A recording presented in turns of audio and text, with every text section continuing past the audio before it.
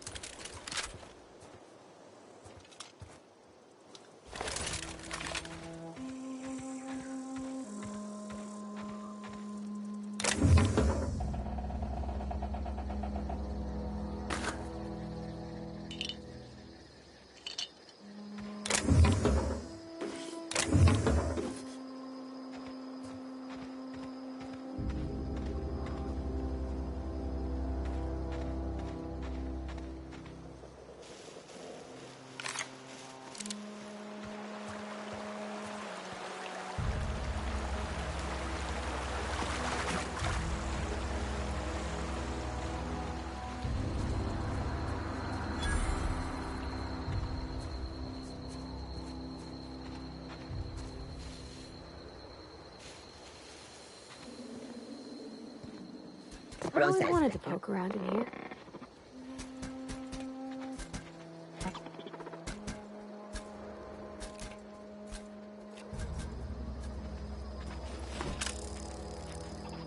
Resetting actions.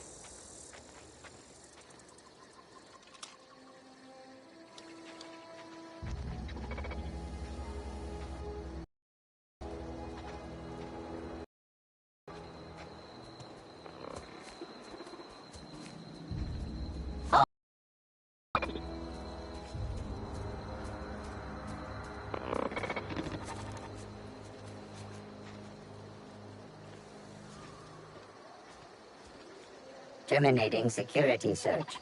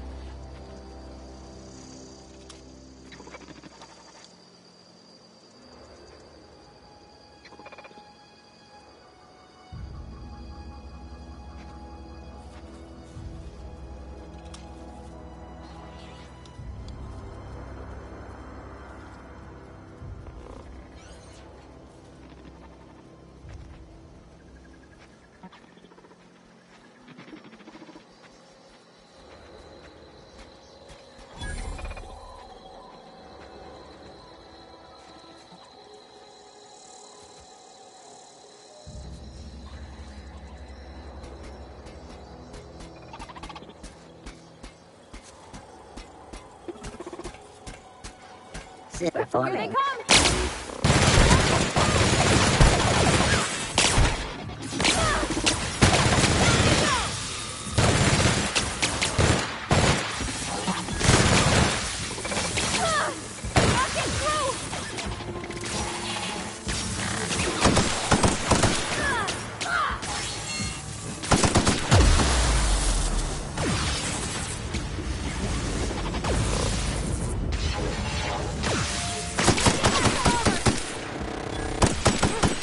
That's the last of them!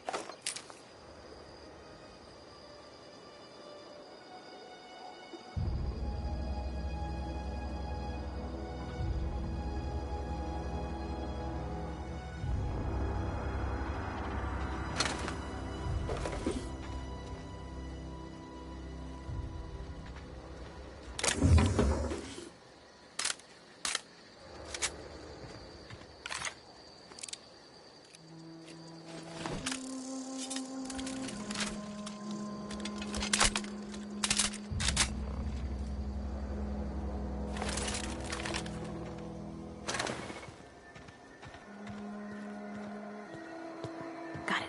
Inside voices.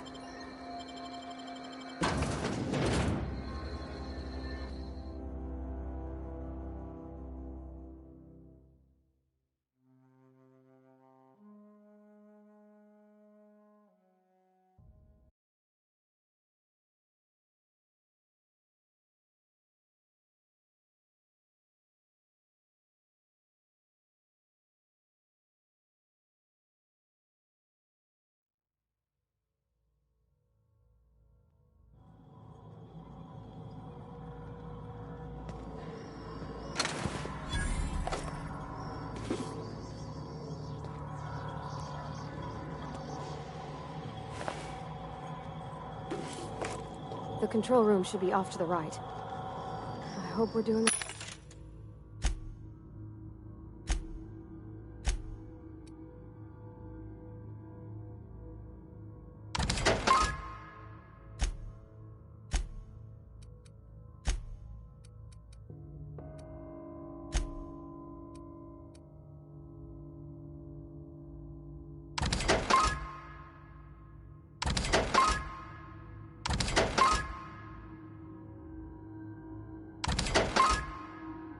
right thing.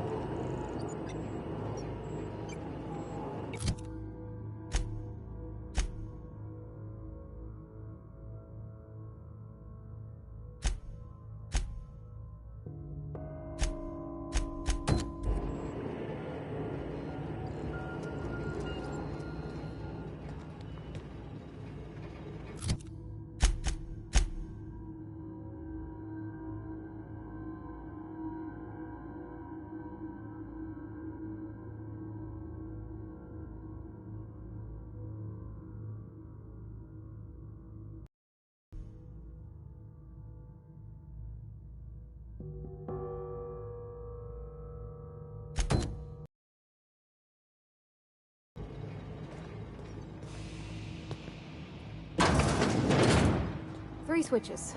That'll be easy enough.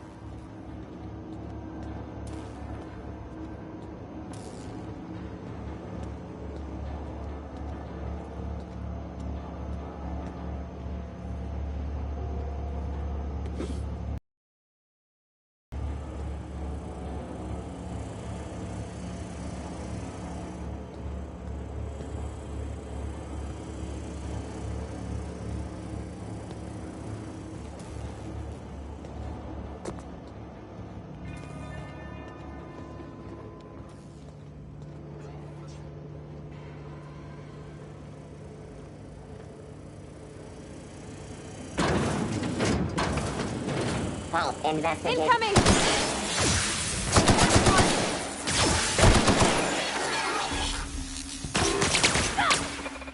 past that armor!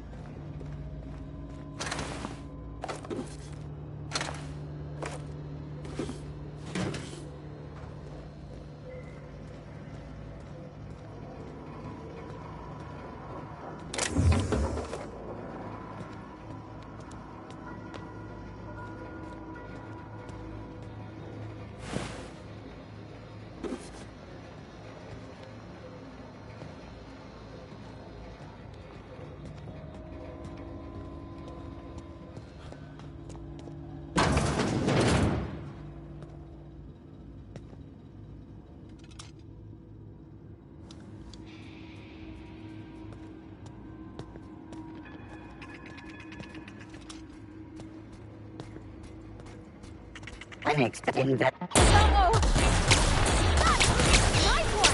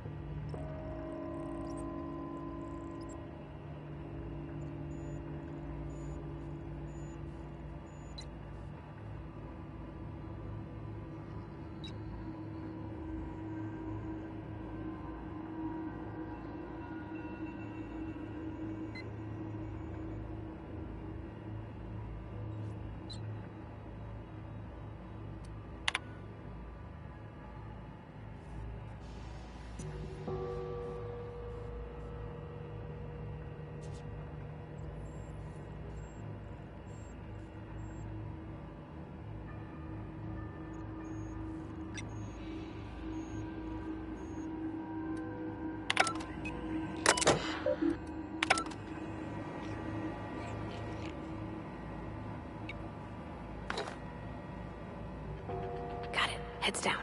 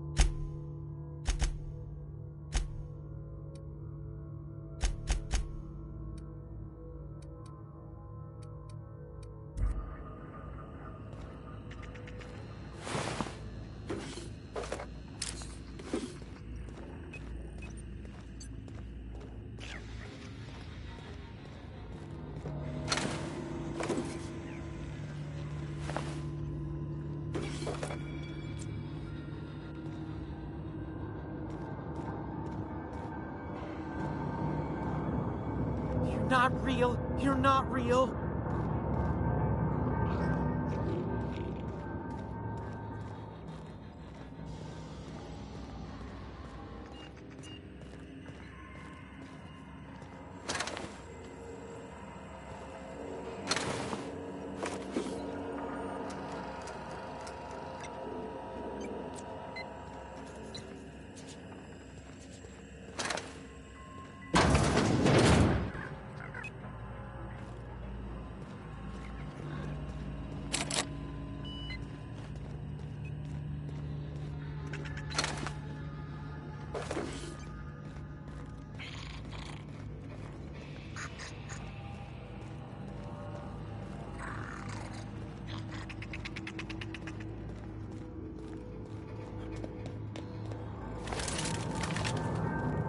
No, just leave me alone.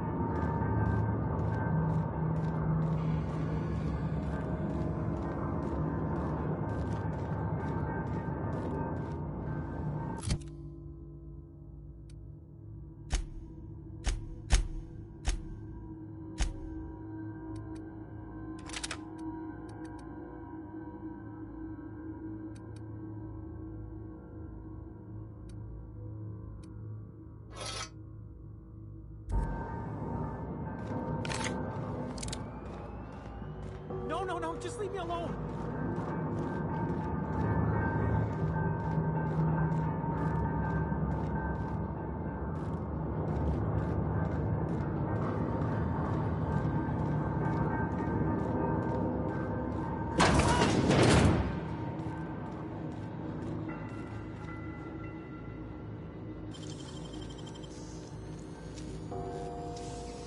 Nicely done.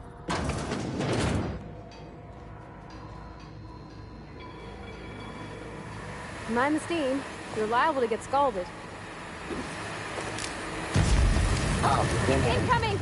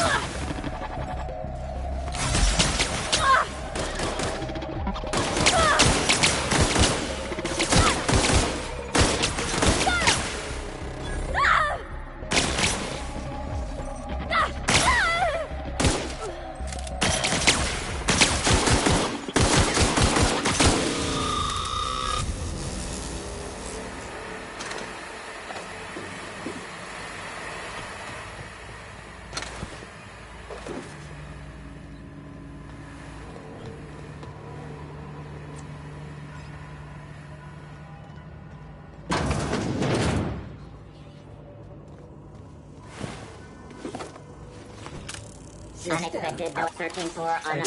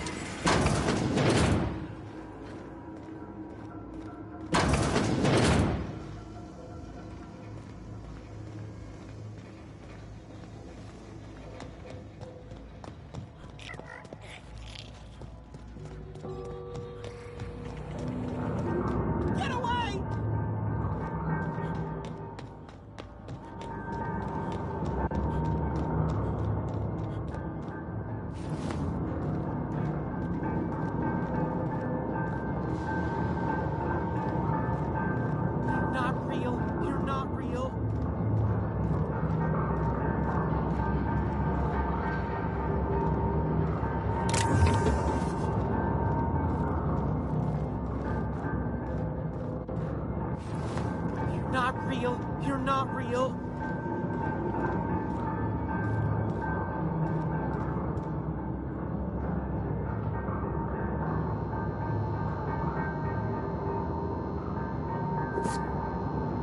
Get away! You're not real. You're not real. Get away from me, Phantom. Shoot! Scram!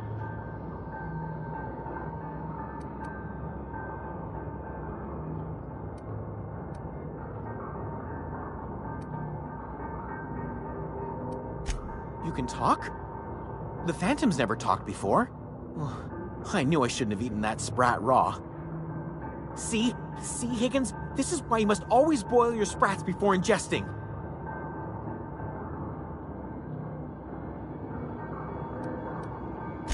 Of course. Do excuse me. I experience brief flashes of mania during which I am visited by the phantoms of my imagination. Chester D. Higgins. The D stands for definitely not insane. I use it as a reminder.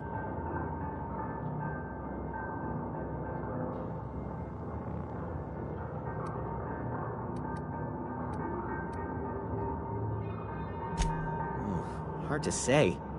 By my reckoning, Higgins has been here somewhere between 2 weeks and forever. My recollection's a touch fuzzy these days. Oh, Higgins has been many things over the years. Sprat Wrangler, Saltuna Critic, Aetherwave Personality, Chairman of the Board, Galactic Defender, Sisty Pig Tycoon. I've come a long way for someone who started off as a simple engineer right here in this plant.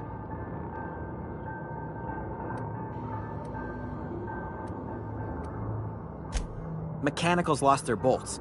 Opened fire on anything that moved. It was pandemonium. I was on cleaning duty at the time. My old boss had me scrubbing pipes when the killing started. So, as usual, I missed out.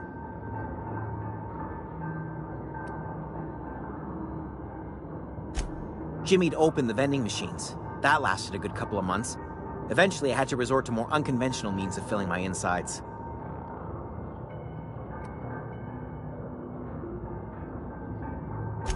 Braised, boiled, charred, skewered. Sprats are good eating, friend. Chock full of brain food.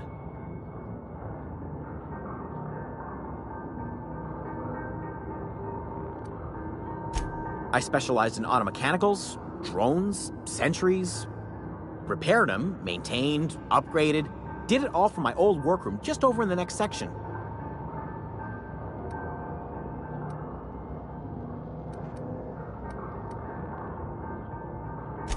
Look, I don't want to fall into any trouble with the mechanicals. If they wise up to our plans, they will come for us.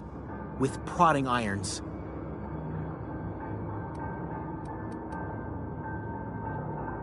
You know, you remind me of myself back when I was an intergalactic adventurer. I discovered a flaw. Their hostility levels were hardwired to maximum. There's no changing that, but you could rewrite their targeting protocol so they attack each other instead.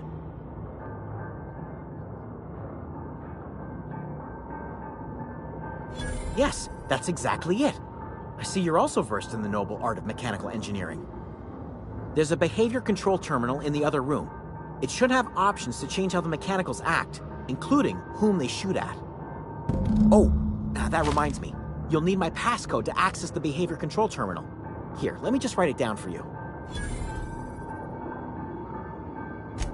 The tail. Definitely start with the tail. If you're feeling adventurous, the ears are a particular delicacy.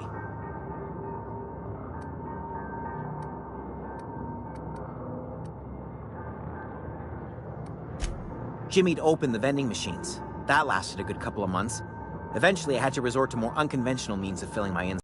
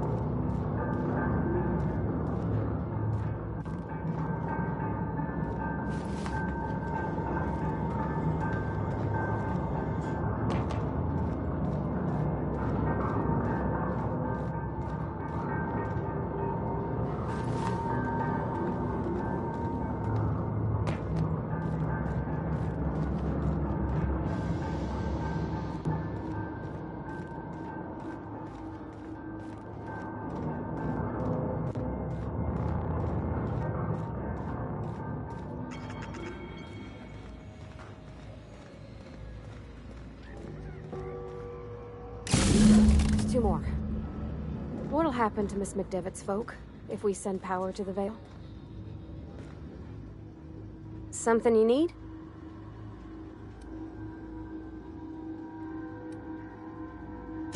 That's on account of how I never met her. She was in another division of the Spacer's Choice family. She worked in the Vale a few months, sorting the cannery computers. Her contract said any kids she had, expected or not, belonged to her office from the time of conception. So when I was born, I got sent here.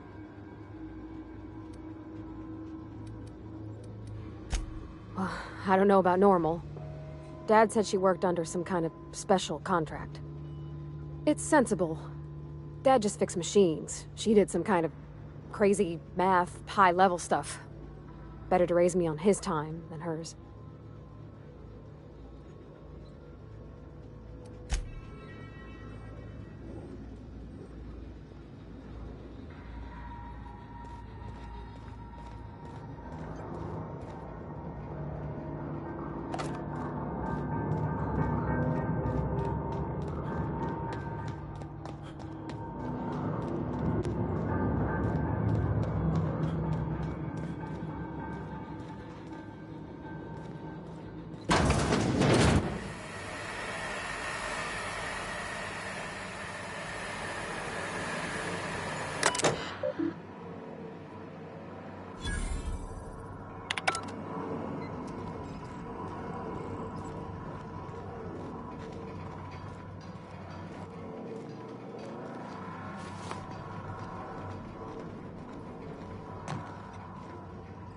Where to go?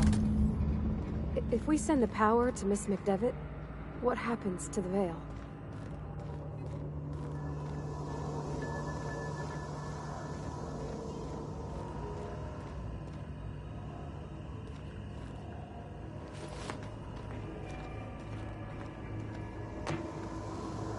That's the last. I'm not sure what the right is. Alls I know is the decision's final.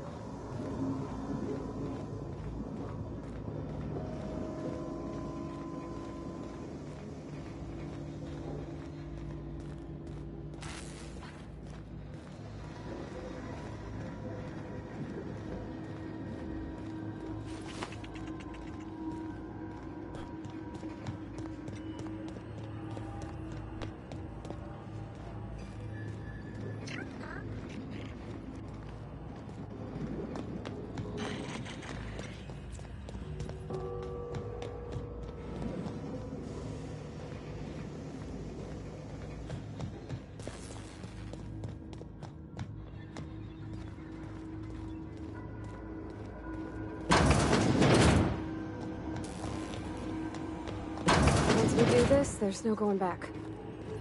Hey, mister? Look, I know you want your power regulator and all, but I just gotta ask you. Do you understand what you're about to do? I don't think you should cut off Edgewater's power. I think it would be cruel. I'm sorry. That just sort of came out all at once. Edgewater's hurting.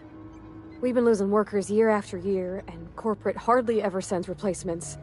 There's barely enough Saltuna to fill our bellies anymore. But the town's got some good people in it. Decent, hard-working folk just living their lives the only way they know how. They don't deserve to be punished.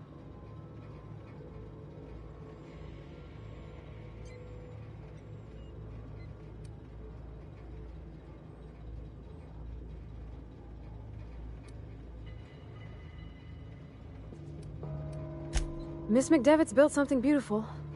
Somehow, she's talked the ground into giving life again. It's plain to see she's made the Vale a better place. Fed the hungry, tended the sick. Gave a home to those that had none. But Miss McDevitt delights in Edgewater's suffering. She wants to hurt the town.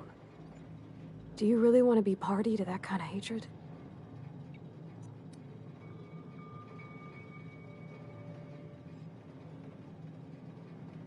That sure sounds like Mr. Thompson.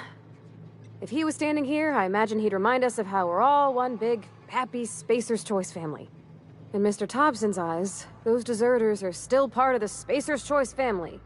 The family must work together in order to survive. I hate to say it, but I think Mr. Thompson's got a point.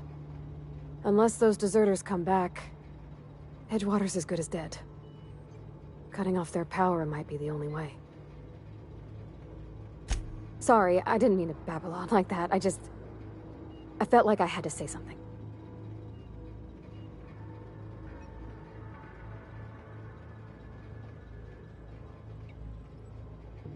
Really? I mean, wow. Thanks. No one's ever told me those words in that order.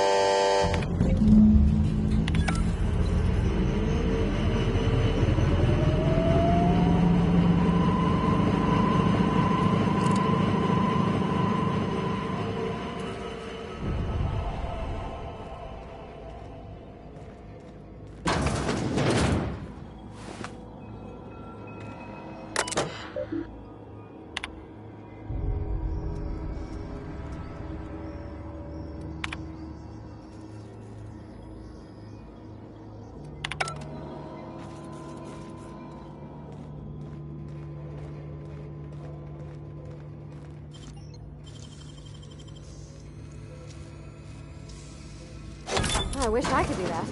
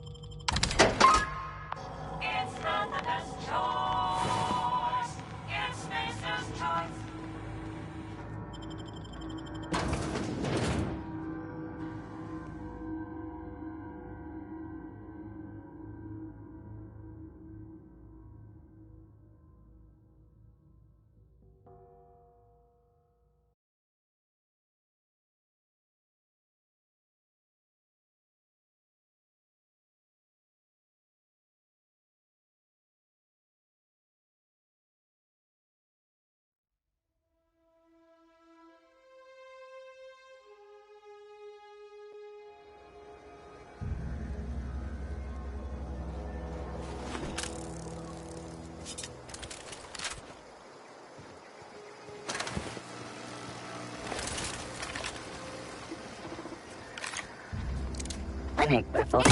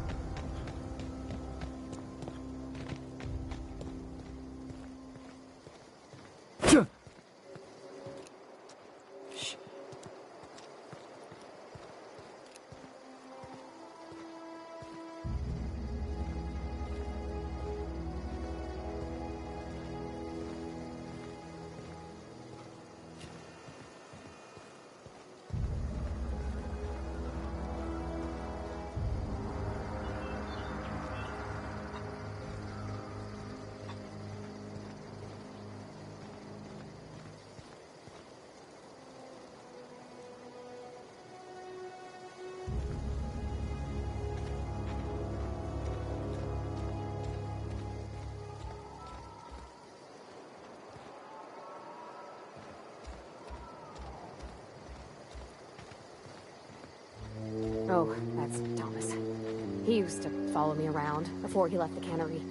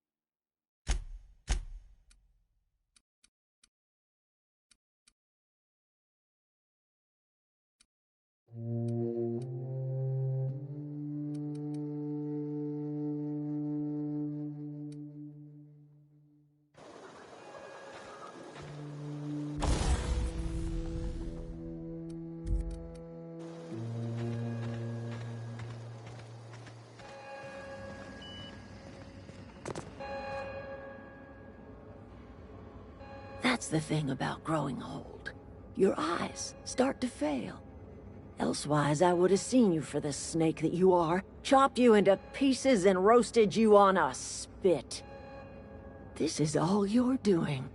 Cutting off my power, killing off my garden. Without refrigeration, my food will spoil, and my flock will starve. I want to ask you this in private, away from the eyes of my flock, so they do not see me lose my temper. Tell me, why did you do it?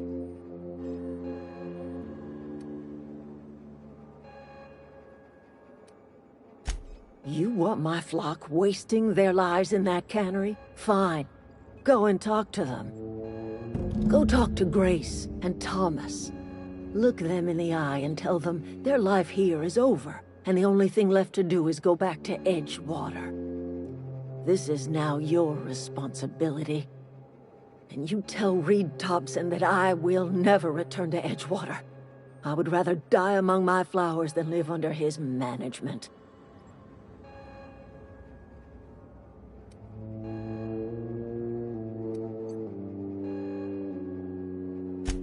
My son worked in that cannery.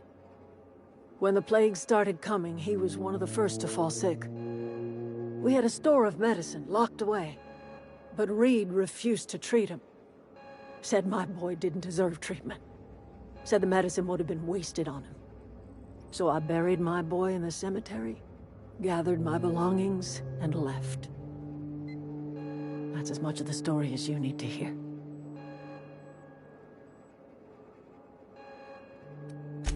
As long as Reed is still in Edgewater, I will not return. Those are my terms.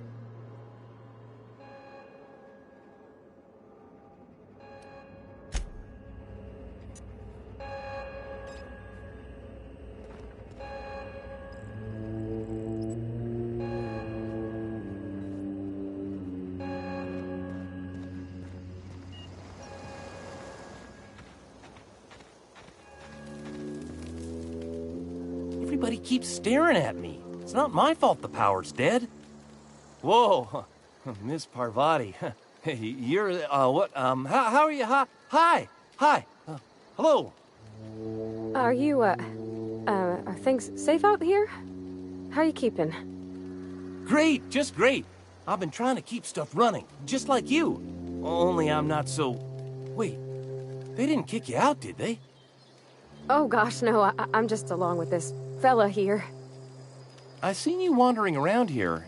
You don't look like you're coming from town.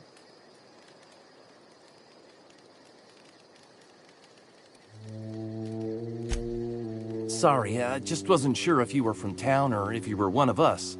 Something's been chewing at me, you see. Fact is, I've been, well, lying. To everybody here. Camp thinks I'm a mechanical genius, but I couldn't fix a busted chair.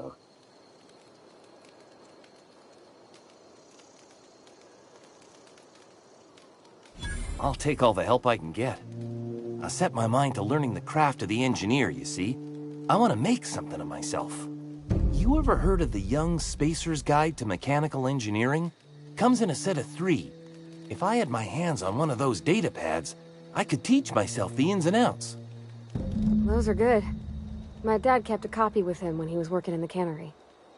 I know the old community center kept a copy. Should find another one back in town. If you could find me even one of those pads, I'd be greatly obliged.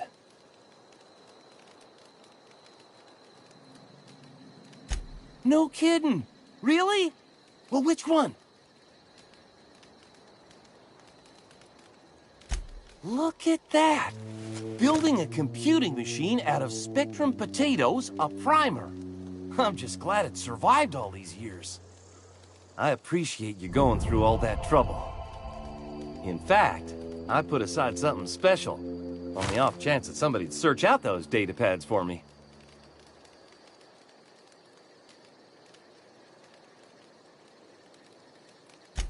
Sure, I'd be glad to take them off your hands.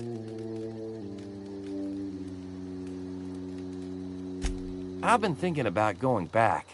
I'm not much use to anybody here. I get sick thinking about working at the cannery. I can't do that again.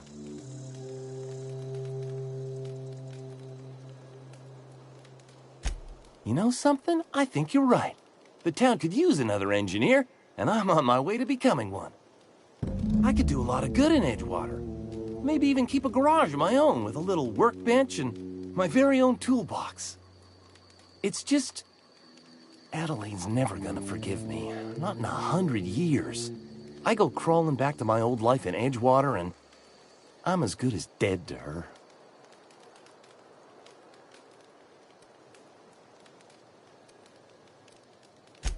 Adelaide hates Edgewater, hates everything Edgewater stands for, hates what that town does to people, what it did to her.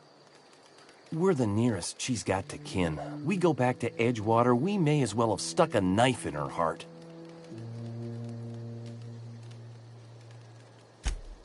Are you sure about this? If we head back to Edgewater on our own, Adelaide won't come with us. She'll stay here and curse us till the end of her days.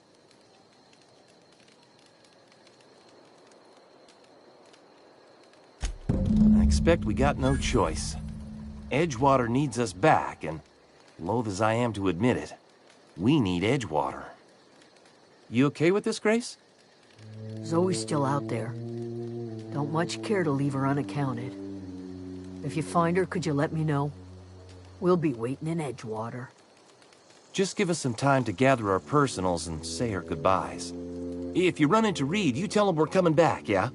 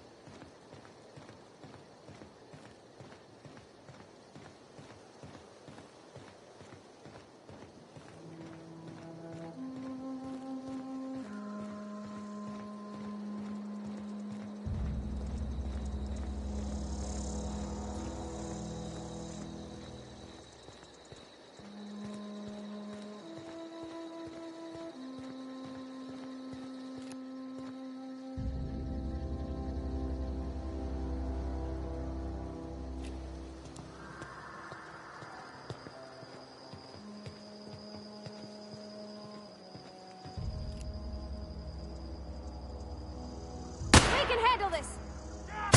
Down they go!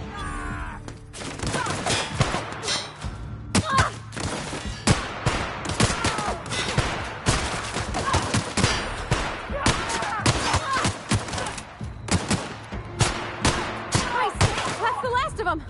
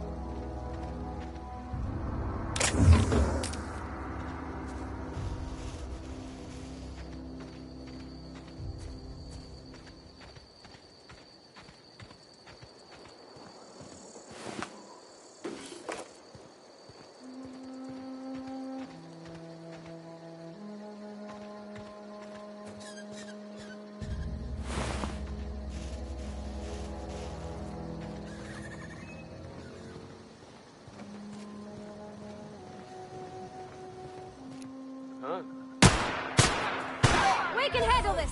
Nice one!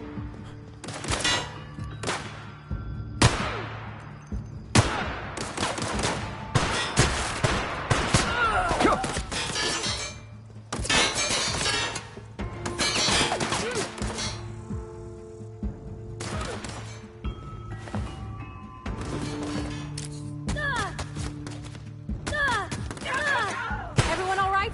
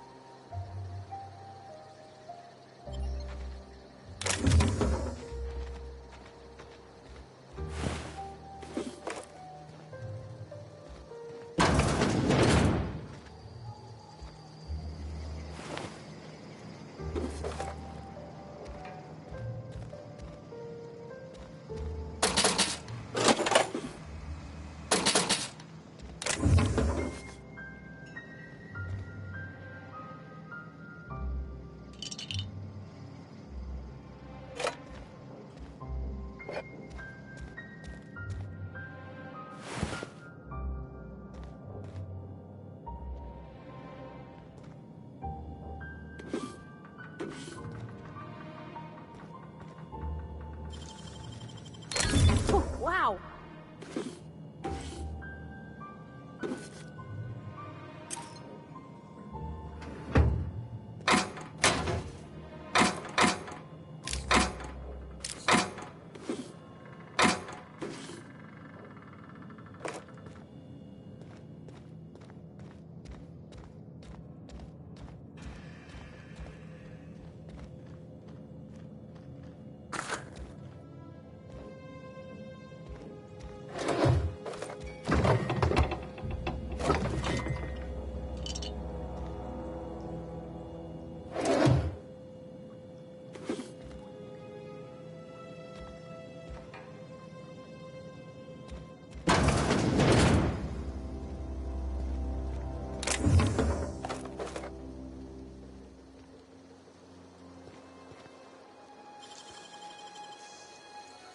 Great work!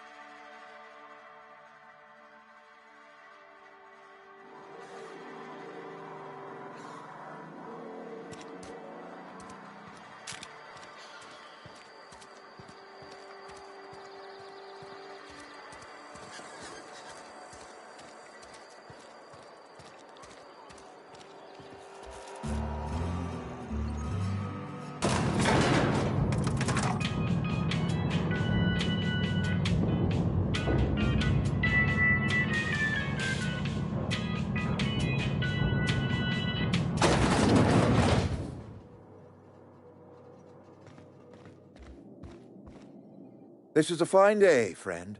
Power flows through our town like a cool stream of water. I trust Adelaide's people have seen their way to reason. So, when can I expect them back at their posts?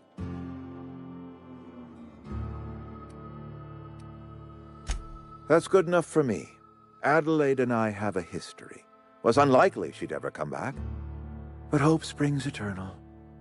We are in your debt. I am authorizing you for a discount on all official Spacer's Choice products, courtesy of the people of Edgewater.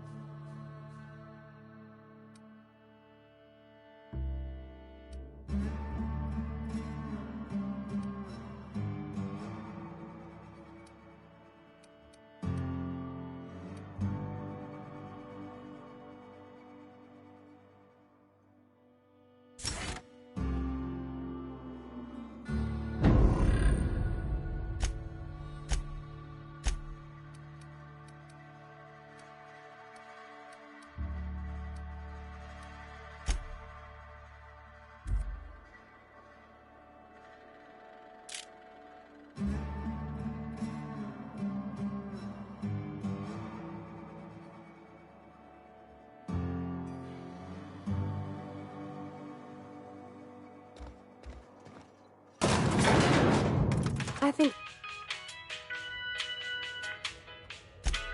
he's just interested in fixing stuff. He always used to follow me around, asking me to explain what I was doing. Like a puppy, kinda.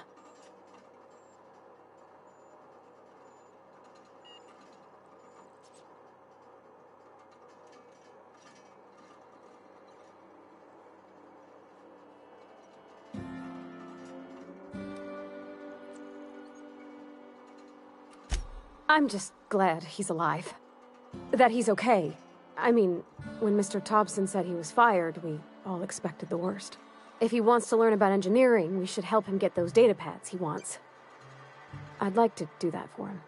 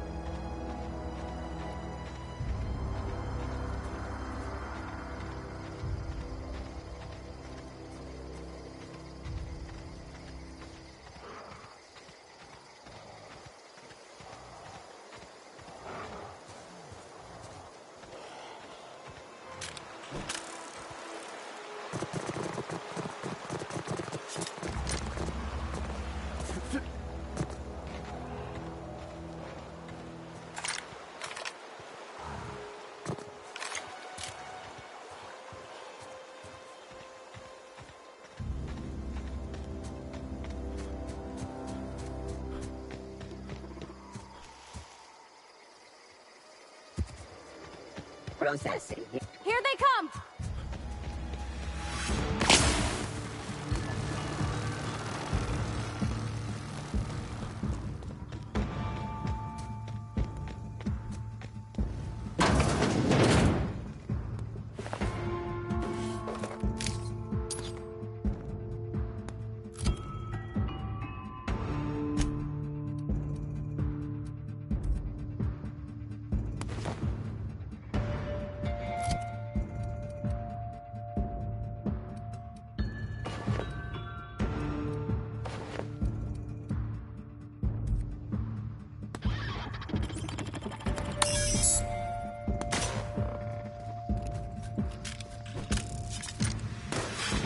Look out! This one!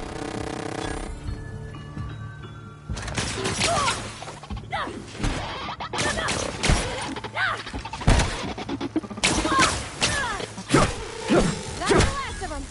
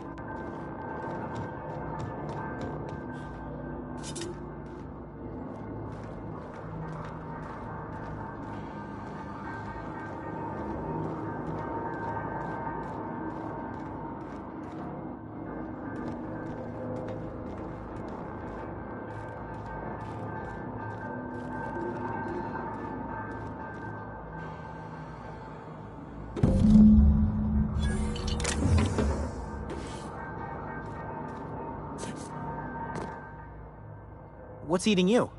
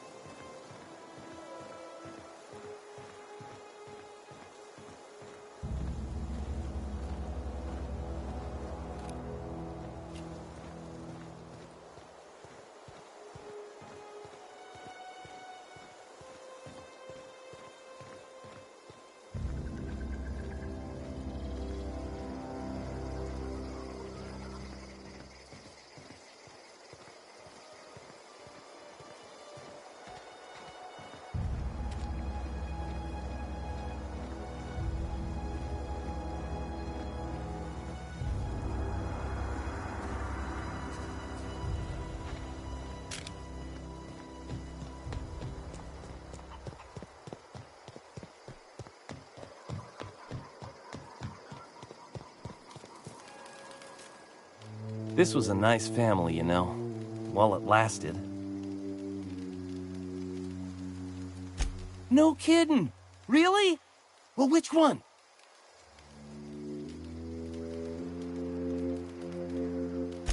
Ain't that just ironical? If I'd worked a little longer back at the cannery, I might have found this myself. 2 whole data pads?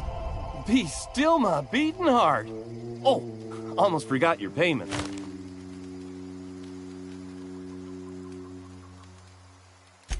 Well, don't keep me in suspense. The geothermal plant? Now that is just incredible! You really went exploring down there? Adelaide always told us it was swarming with hostile mechanicals. That's a complete set! All 3 parts! I'm gonna be the greatest engineer Halcyon's ever seen. Aside from you, Ms. Parvati. I swear, I'll do you proud. I'm glad we could help, Thomas. I've been saving something for you. Just a little contraption I found. Should fit right into your outfit. What's on your mind?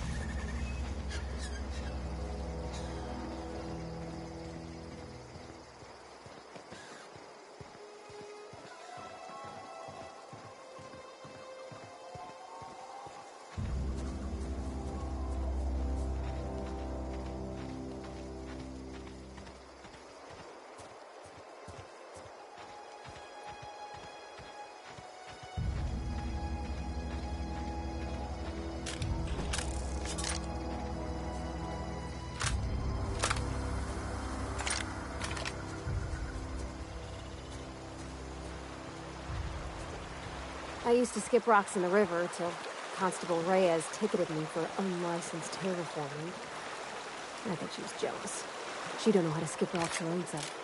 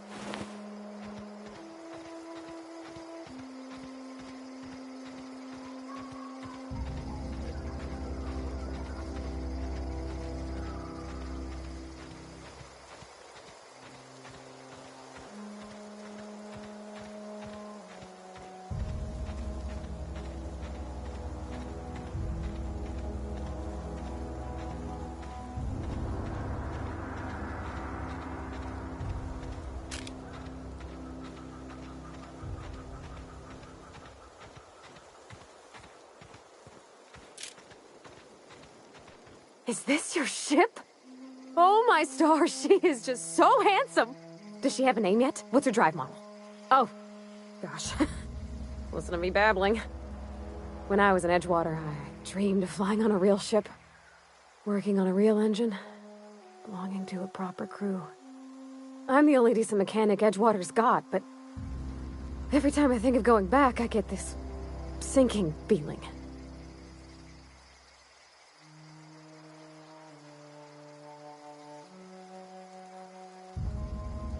Well, it's kind of you to say that. And you're right. I wasn't happy. I want to ask you something, and you can say no. But can I come with you? I could tend to your engine. I know my G-valves from my catalyzers, and I can keep your ship singing. And if you ever need a pair of eyes watching your back, I can do that too. What do you think?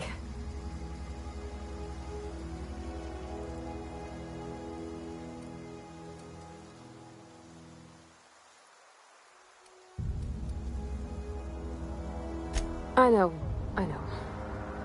Mr. Thompson said I was to chaperone you about the Veil. Loan me out to you like I was Spacer's choice property. Well, they may think I am, but I'm not.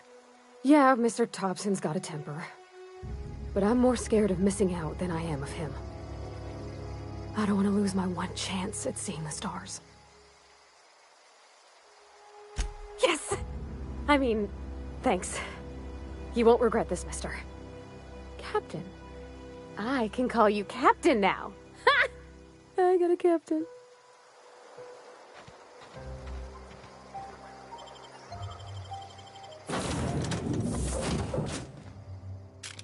Well, I certainly am looking forward to flying on a ship named the Unreliable.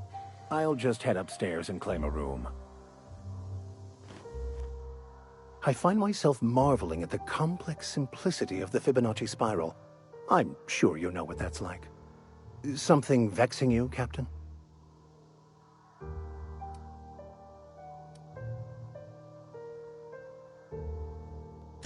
Nothing too out of the ordinary. Just your run-of-the-mill vicar with a violently enthusiastic disposition. That's what my parents called it. I grew up in a pit of a town much like Edgewater. I was destined to be a laborer like my parents, but I was early with a need to solve the equation. No one I've ever known.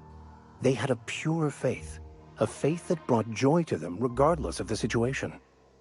I envied that. I wanted that peace. I thought if I became a vicar, I could find it. Or at the very least, Find out why I lacked it.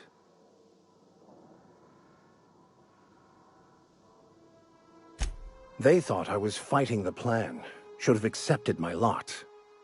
Some people pursue the clergy for power, prestige, but that was not me.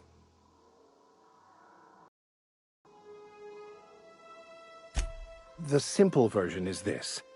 The force which we call the Grand Architect created the universal equation that underlies and defines everything in the universe. Everything flows from the equation, or in layman's terms, the grand plan. Is the Grand Architect a consciousness? A natural force? Did it create the equation on purpose? The answers to these questions don't really matter. The equation, the plan, is all that matters. Contentment is found by accepting one's role in the plan.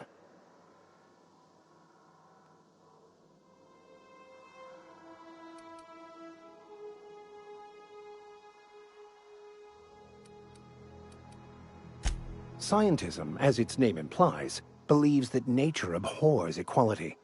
The strong survive, and the weak perish for the betterment of the whole. And reason, not emotion, is the seat of all morality. Wisdom means accepting the vicissitudes of life with grace and dignity.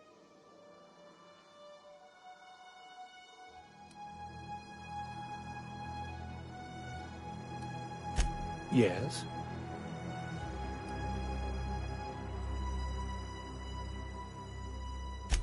I have run headlong into too many walls in my pursuit of the truth. This book is my last hope, and you were my only hope of getting it translated.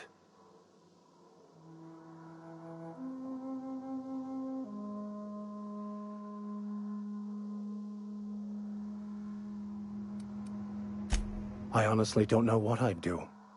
This quest has consumed me for the better part of my life. I fear there's nothing else left to me.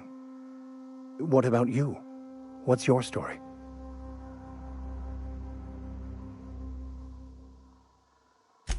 And how did he do that?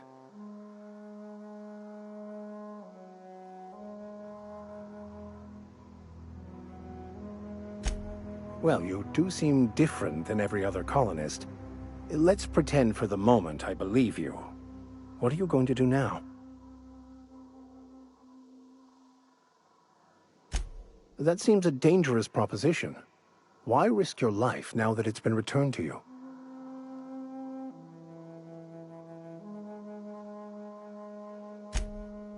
Oh, I see. You have my condolences.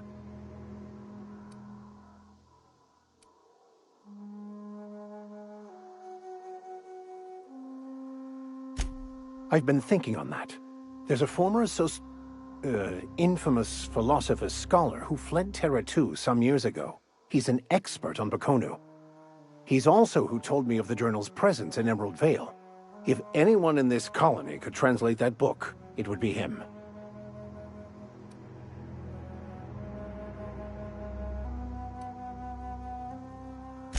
That's a good question. We should start on the Groundbreaker.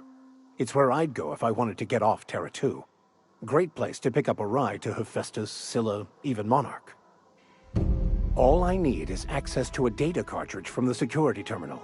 Their easily hackable system keeps a registry of all crew manifests for both arrivals and departures.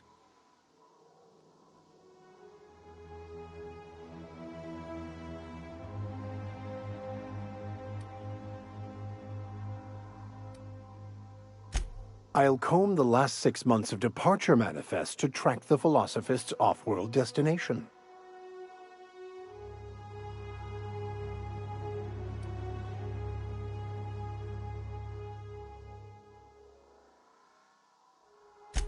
Before I transferred to Edgewater, I had a wealth of time to develop certain, secular skills during my years serving a particular penitentiary flock. I meditated, led sermons, provided guidance to the inmates as needed, of course. I also played prison yard tossball and taught myself a bit about computronic security systems. Thank you, Captain.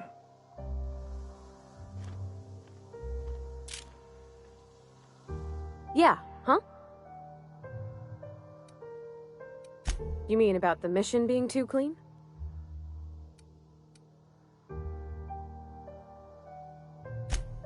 I know, but Vickers says the universe is a machine, that it runs by law. Real machines have gunked up oil, scratches, and worn bits. You can tell they've seen handling, been used by folk. The machine Vickers sees is one ain't never been run. It's not for people to live in. It's something on a museum shelf, under glass.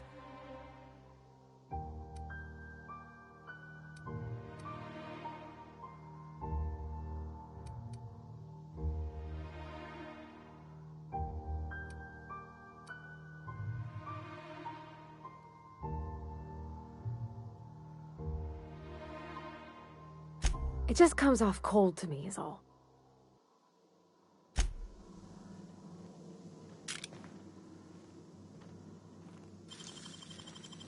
Easy.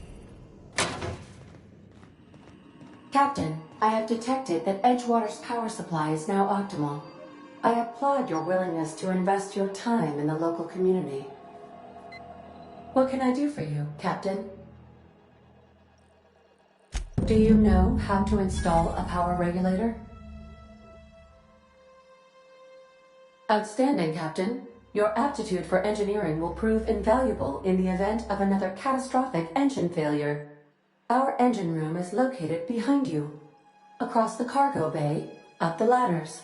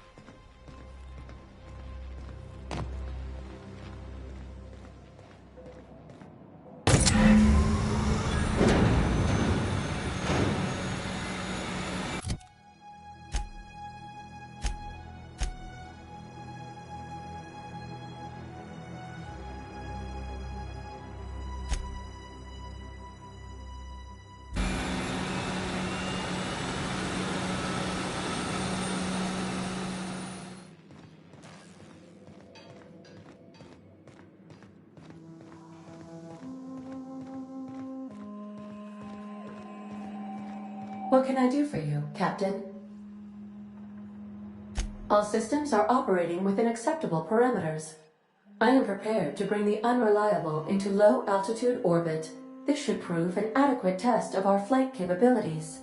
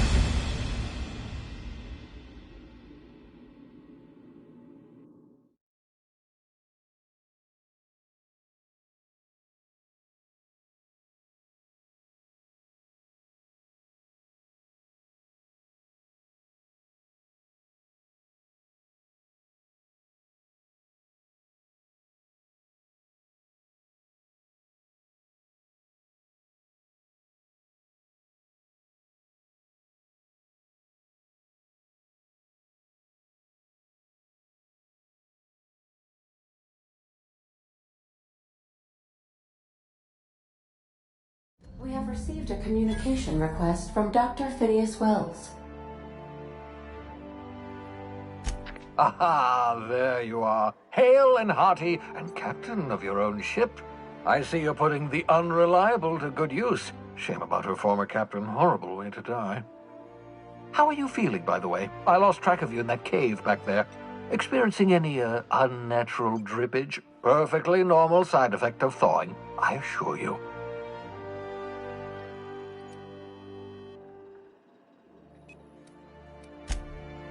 Oh, that, yes, that's probably permanent. I wouldn't worry about it, though. I'm sure you're fine. What you saw in Emerald Vale is happening all across the colony. Food shortages, lack of supplies, and basic necessities. We're dying. The chairman, the minister, and all their lackeys on the board are to blame. The Hope has some of the brightest minds Earth ever sent us. If we can revive the Hope's colonists, they can help us undo the board's mistakes. They can help us set things right. You need to get to Stellar Bay on Monarch. I have contacts there. They'll help help us, find the chemicals to revive your fellow colonists. Gladys Culkelly, lovely woman, runs a cozy little black marketing outfit on the Groundbreaker. She can get you a nav key to land on Stellar Bay.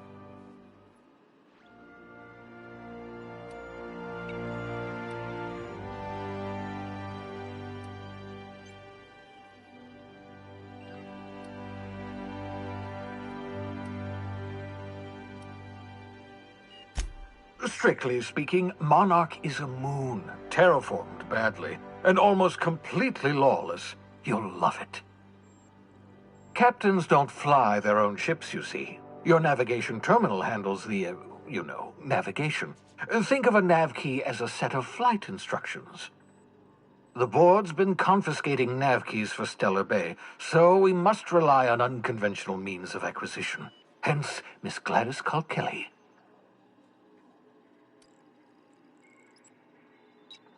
Gladys and I have been doing business for years. Her smuggling credentials are unimpeachable. If anyone can get you a key to Monarch, it's her.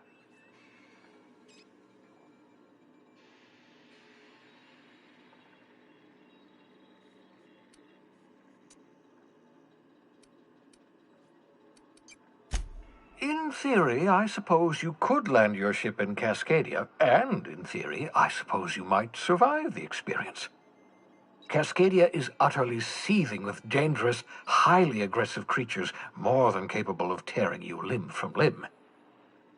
You'd have to be a lunatic to land in Cascadia, and I'm reasonably certain I tested your brain for incipient signs of insanity.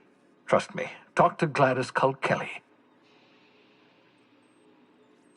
Excellent. I'll send her a wireless. Let her know you're coming. By the way, I gave Captain Hawthorne a disguise apparatus of my own design, cutting-edge technology years ahead of its time. I call it the Holographic Shroud. I'm sure it will prove remarkably useful to you. You'll find it in the captain's quarters.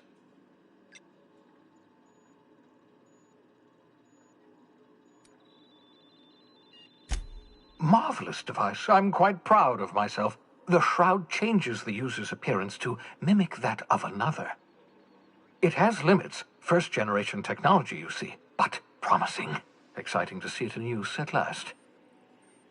Very simply, the holographic shroud uses biometric information contained on standard identity cartridges to generate a holographic projection around you.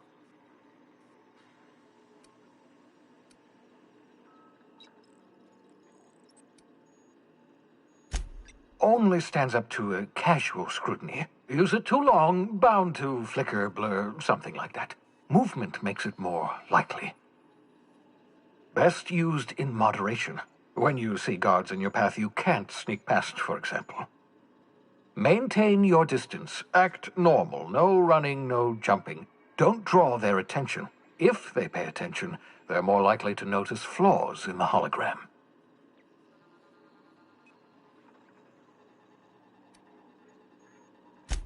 Excellent. I'll contact you once you've found a way to get to Stellar Bay. If you have any questions, come see me in my lab. And remember, don't trust the board. They'll try to win you over with promises of wealth and power, but it's a lie. The board's only interested in filling their own pockets. If we don't put a stop to them, they're going to run this colony to the ground. Transmission ended. If you are ready to depart, please select a destination on your navigation terminal.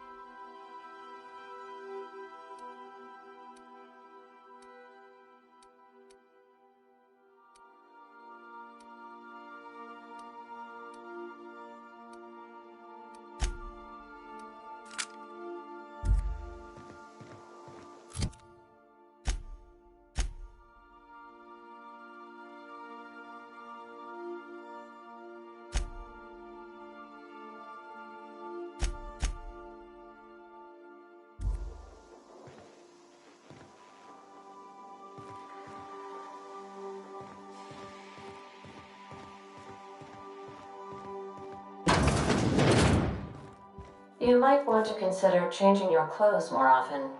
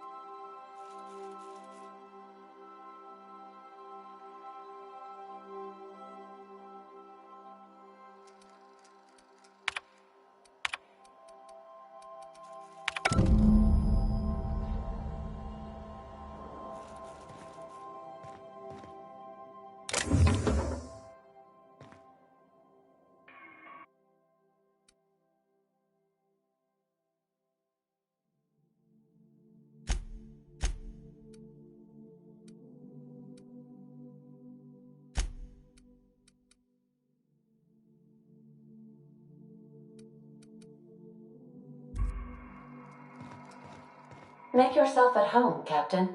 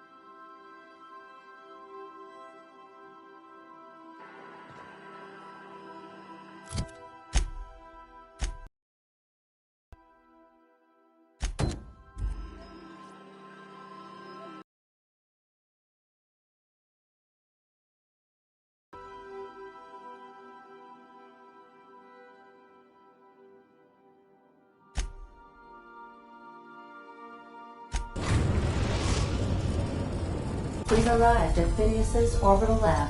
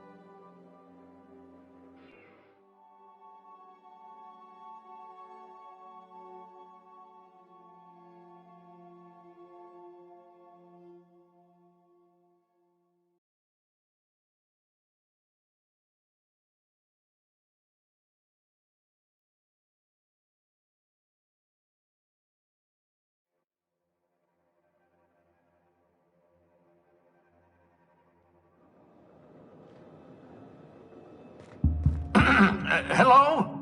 Can you hear me? Does this work? Oh, damn it! Blast, that's loud.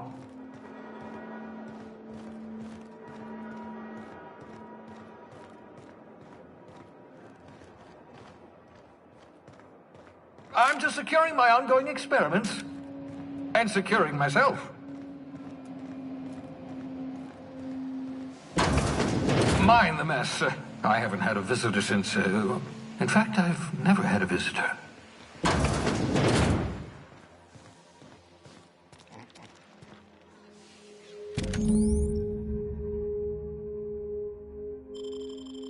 Aha! I see you found my portable molecular compression device, better known as a...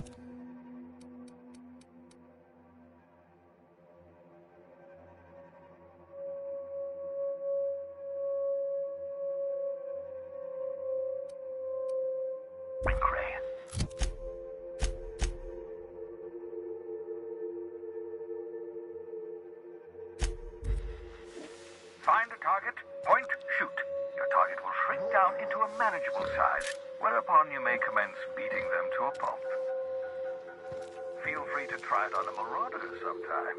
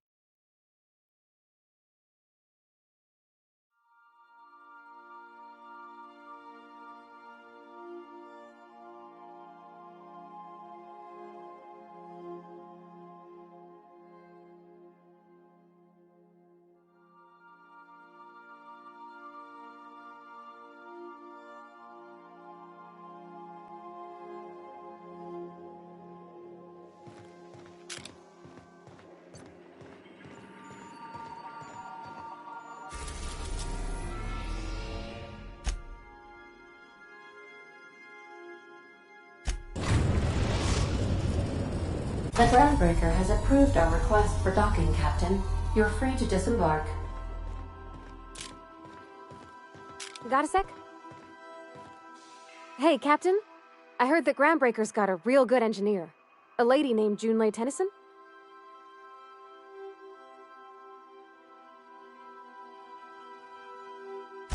I was thinking that maybe I ought to meet her.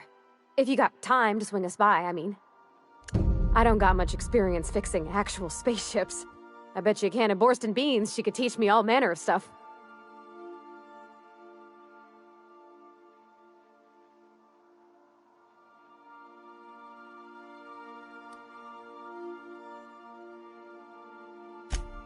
I abso-surely can. I'm a passing fair mechanic.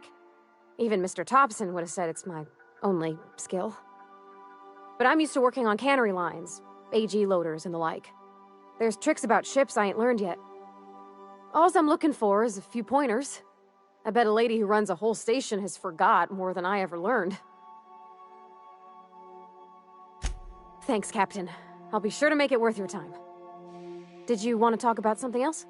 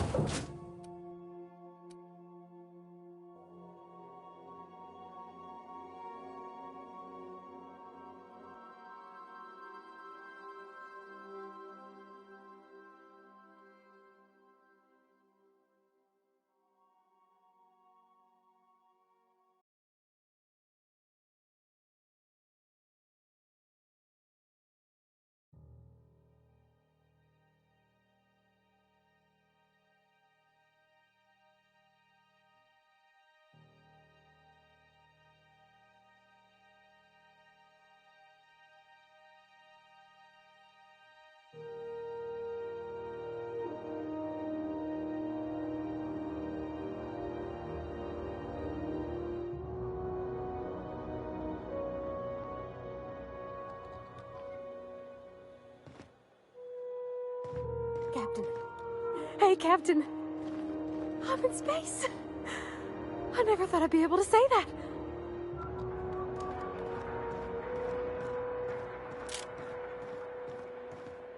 That's not the point. This halfwit just knocked out one of my workers.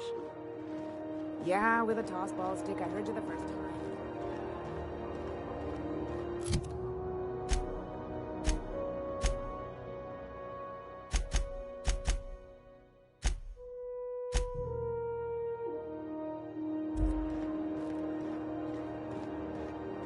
Customs and inspection, right this way.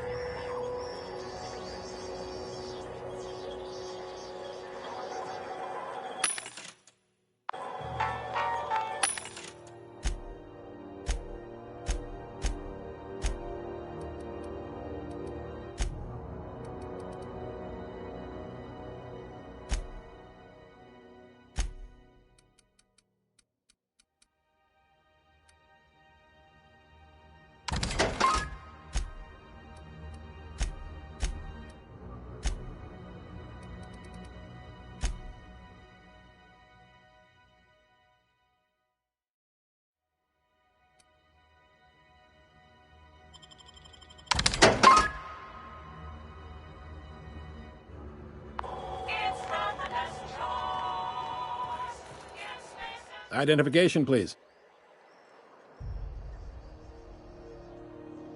Captain Hawthorne, you said. Let me apologize in advance. I'm about to ruin your day. According to your ship's record, you've been flagged by the board. Your ship will be impounded until such a time as they see fit to lift it. But we've hardly been out of Edgewater long enough to get in trouble. Well, isn't this wonderful? The captain's done something to get on the board's bad side. Now, hold on. This isn't the end of the world. Probably.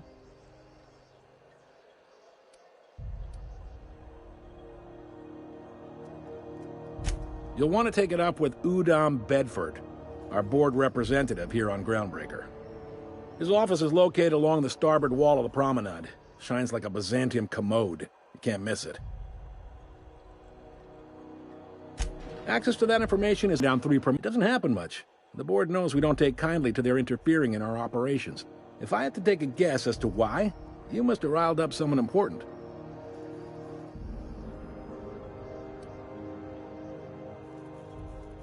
Not gonna lie, you're in a pickle. But Udom's an interesting guy. Might be y'all could come to accords if you play your cards right. Huh. Records show this ain't the first time your ship's been impounded. Seems to get cleared up pretty quick. You might not be in this pickle for long. Oh, and if you're headed that way, would you mind doing me a favor? Wanda Dorset over in sickbay, tell her the shipment's not in yet. It's not coming in anytime soon, and if she'd be so obliged to get off my ass about it. Much appreciated. Is there anything else I can help you with?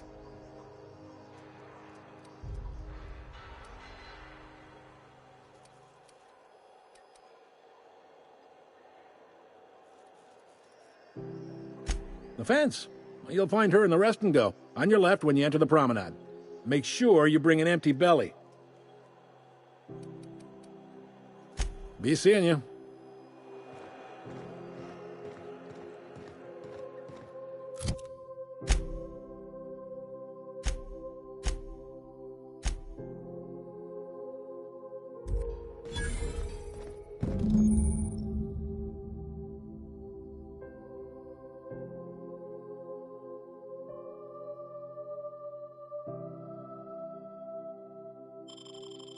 This is it. Security. I can check the departures registry to find out which crew the Scholar shipped in and out with. Monarch, it's a wasteland. You were hearing things. No, seriously. There was a lot of static at first, but then this voice said his name was Graham? Graham, right. Broadcasting on a dead world full of monsters. Now I've heard everything. You know, it takes more muscles to frown than to smile.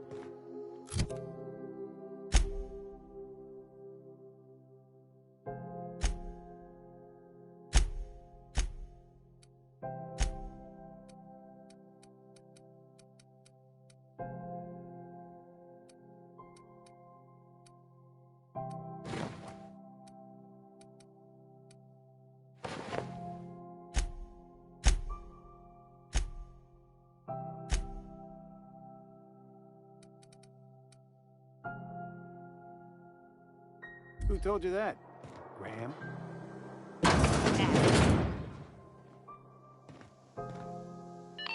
This is Halcyon News. We interrupt your regularly scheduled advertisement for the following story. The board would like to remind spacers and other travelers that passage to Monarch is restricted for your protection. Canyons of acid and sulfur rain are the least of the horrors plaguing the surface of Monarch.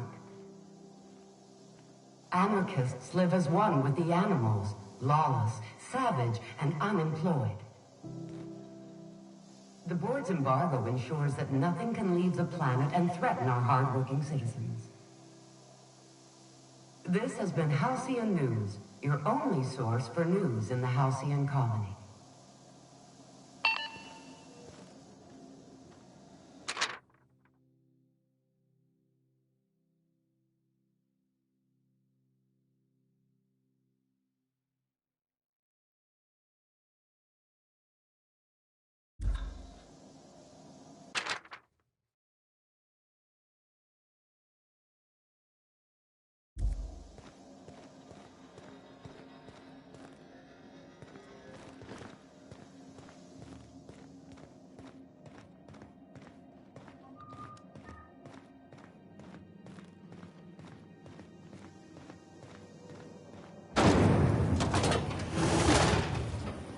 Try not to be distracted by the glare of the adverts. Lots of unsavory types about. You want a punch? We've got your punch right here.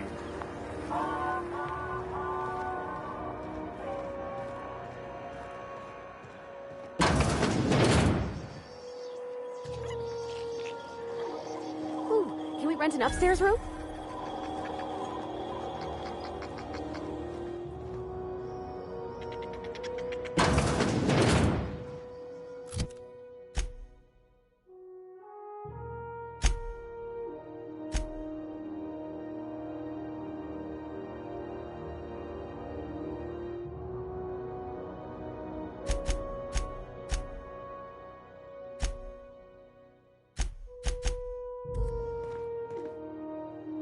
Bless my heart.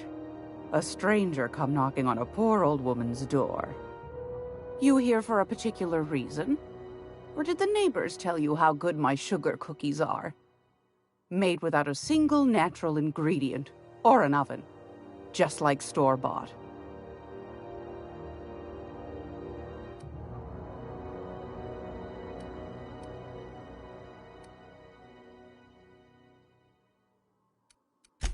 Those have been the height of illegality since Stellar Bay turned their noses up at the board. You and I could be thrown to the void just for discussing such a transaction. Lucky for us, Groundbreaker's a free port. We're outside of the board's control. For the time being, at least. Now, I only have the one nav key, and they're hard to come by these days. It won't be cheap. If you find yourself lacking in the bits, I might have an opportunity you'd be interested in.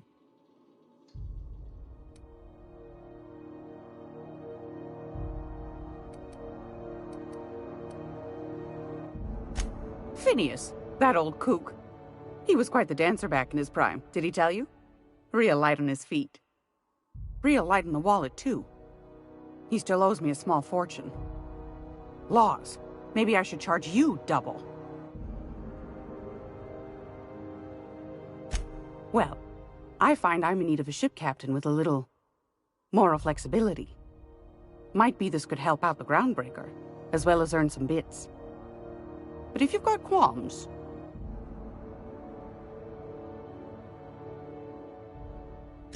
Do you know Edna, over in engineering? Sweet as a pea, that one. On occasion, she'll pass along transmissions I might find interesting. She sent me a recording of a distress signal she'd scraped from the Groundbreaker's comm array. Curious thing is, it came from an outpost called Roseway. And Auntie Cleo abandoned that place years ago.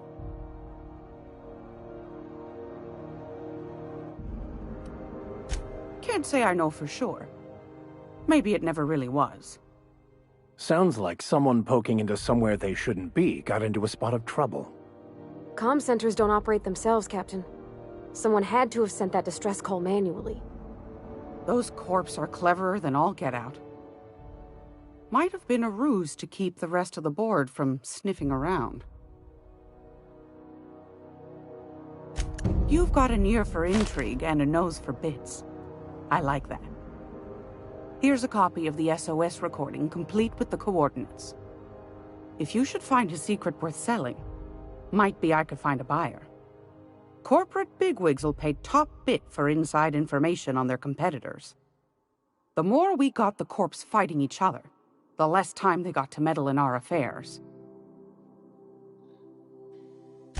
Don't forget to come find old Gladys when you're done.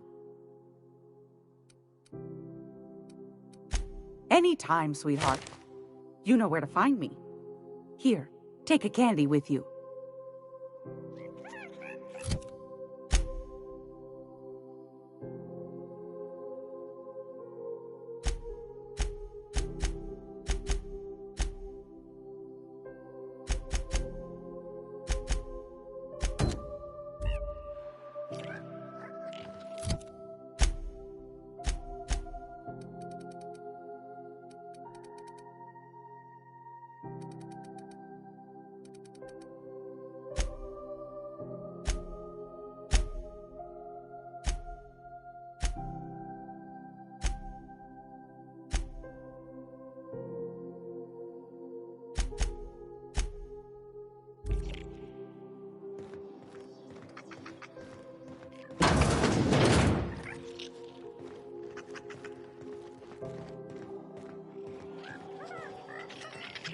Halcyon News.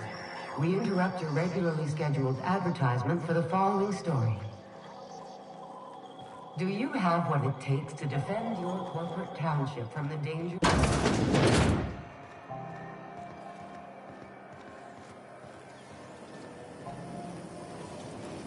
Rizzo's Lemon.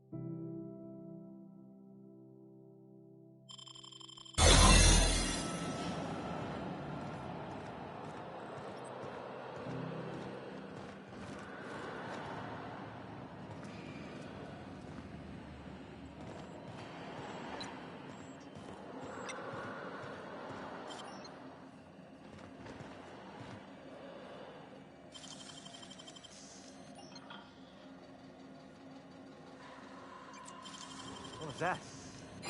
You! Drop that mag pick! What do you think you're doing? I don't want any trouble out of you.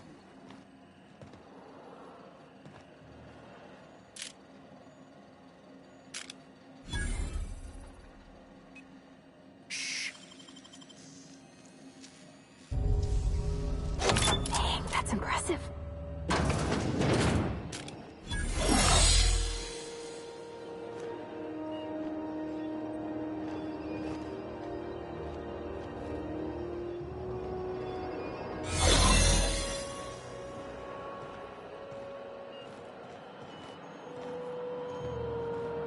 Keep your sights out, friend.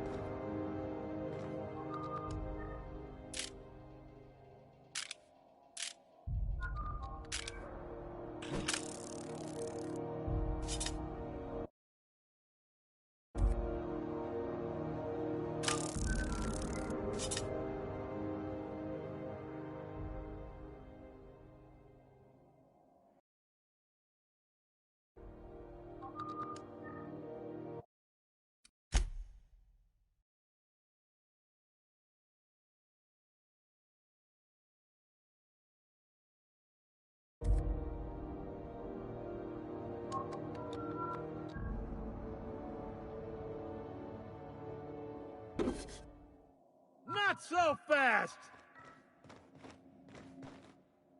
What do you think you're doing?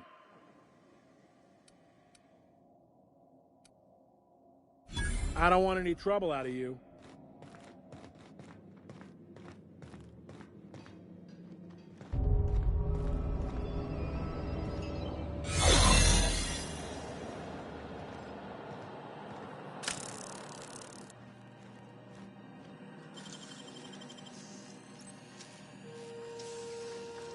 Nicely done. There it is. Just yank the drive, and I'll do the rest.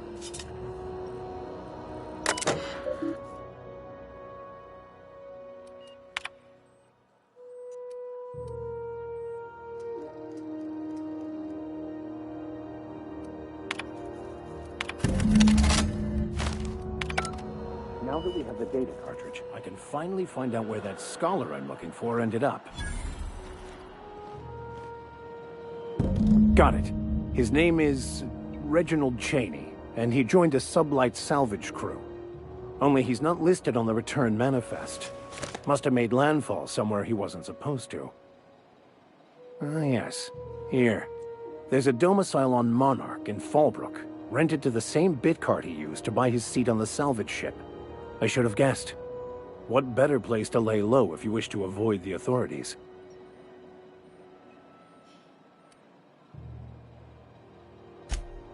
Oh, it's nothing. I suppose I really didn't have much faith in actually finding him. Was a bit of a long shot, wasn't it?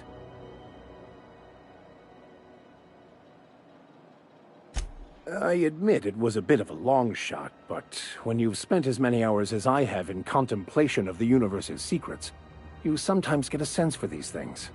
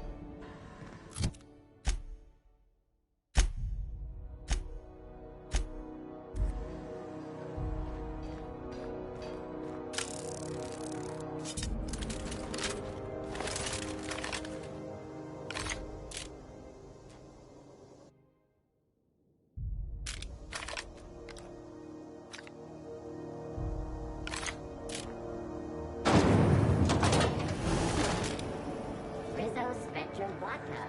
Aftertaste the rainbow.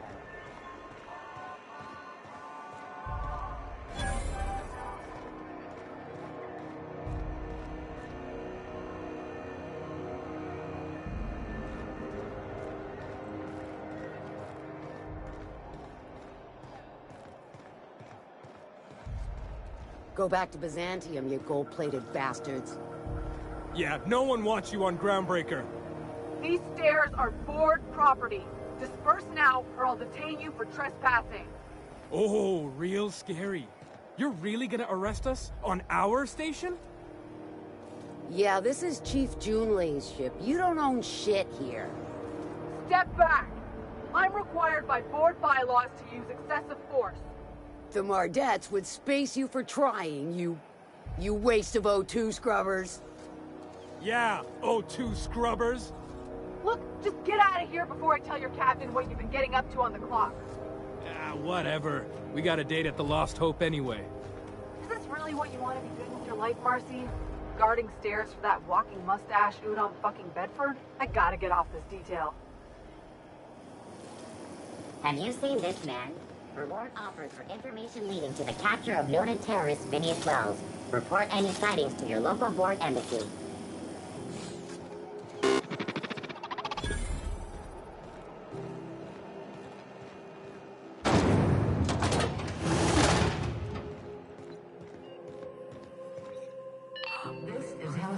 Thought there'd be more machinery. Must be housed on a sub-level. I could spend all day in here and not have looked at... Junlei Tennyson. I'm captain around here, but chief to my friends. Hope you don't mind the formal introduction. Groundbreaker doesn't see many visitors.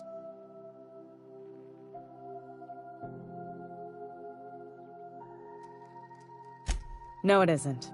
It's a mess. But it's my mess, so I'll take the compliment. Just so we understand each other, I'm the final word on the ship. The Mardets, the crew, the engineers, their family.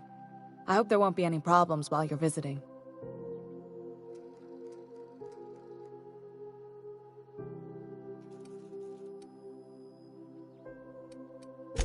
At ease. Nice to see an outsider with some working brain cells. So what brings you to Groundbreaker? I'm curious, even though 9 times out of 10 the answer's just passing through.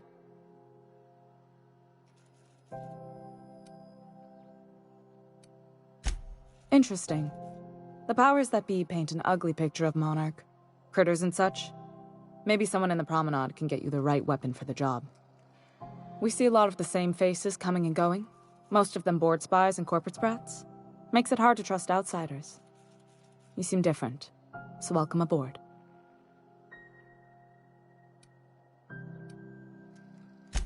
What? I didn't think you just... Parvati, is it? That's a lovely name. What can I do for you? I was just thinking, I haven't got much experience working with actual, real spaceships, Miss Junlei. Chief Junlei. Junlei is fine.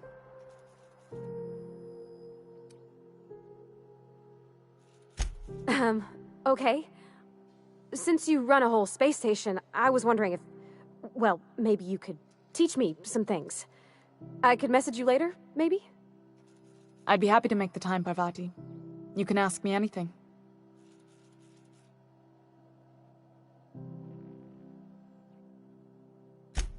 Right. In person. Sure thing, Captain. Wow, great. I'll do that then. Messages. Later. Oh, your name's pretty too. I should have said... Sorry. I like it.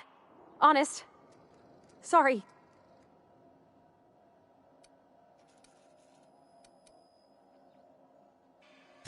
Not a problem, Captain. Ask away.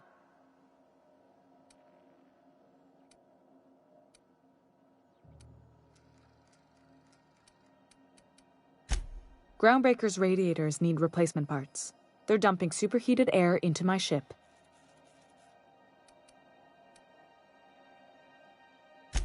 My engineers have managed to keep the heat to livable levels, but all the fixes are temporary. This wound is bound to fester. Only the board has access to new parts, and I won't let them swindle me into a corner.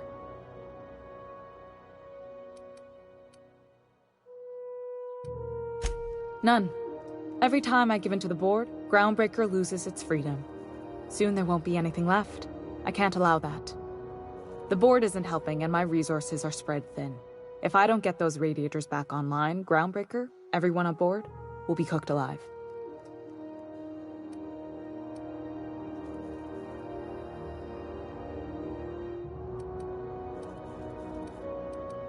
Reasonable, huh? That's the best news I've heard all day. According to my grandmother's old schematics, the parts we need should be in the back bays.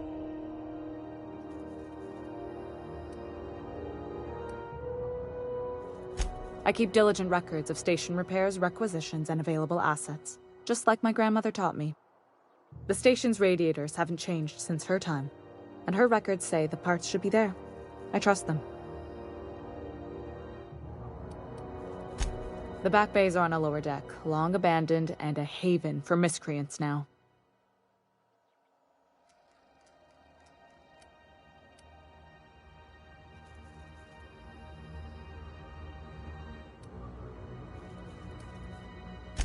Those idiots are immune to reason, and they don't much care if the station melts to pieces. They're content to die last. If you could find some way to solve this without violence, I'd prefer that. But more than anything, we need those parts.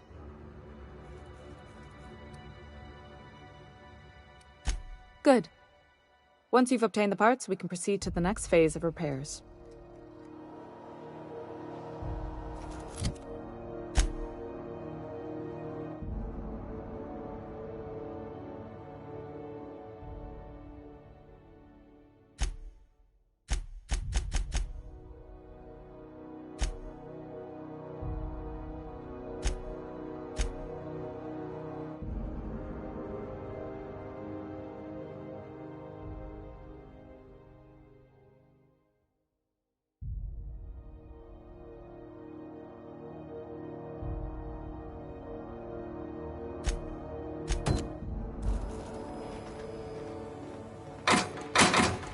This is Halcyon News.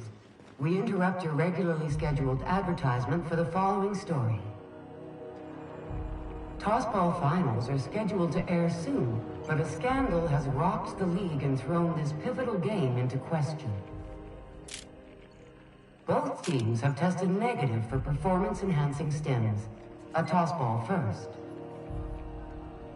Coaches and referees are debating how, and if, this behavior could lead to an unfair advantage. This story brought to you by Halcyon News. All the news that...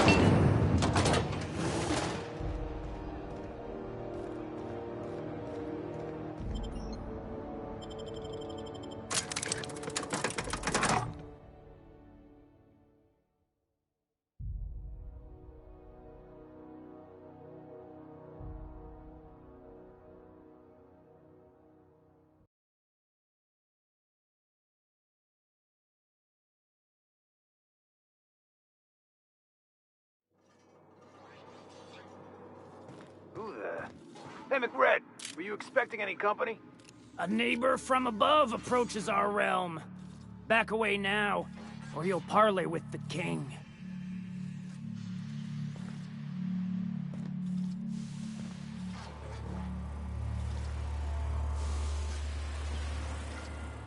Look at this ripe piece of meat just sizzling on the grill.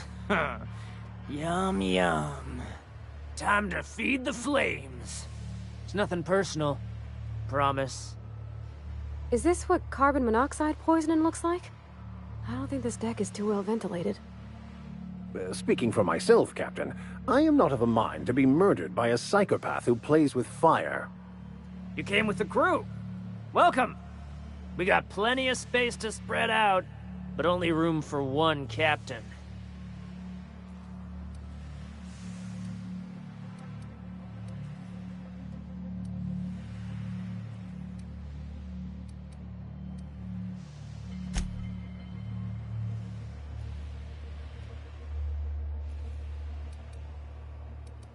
Here they come!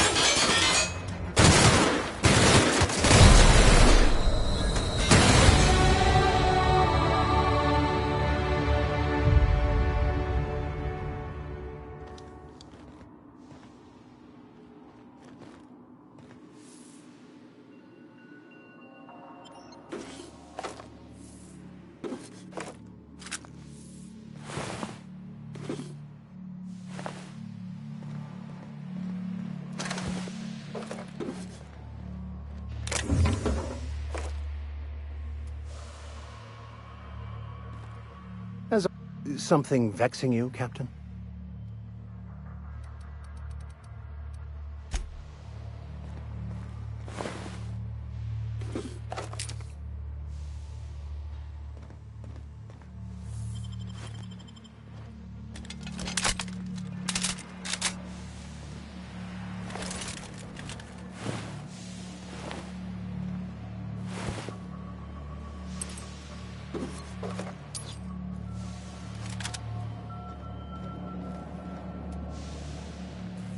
Even the proverbial unwashed masses would turn their noses up at this place. We'll cut them off.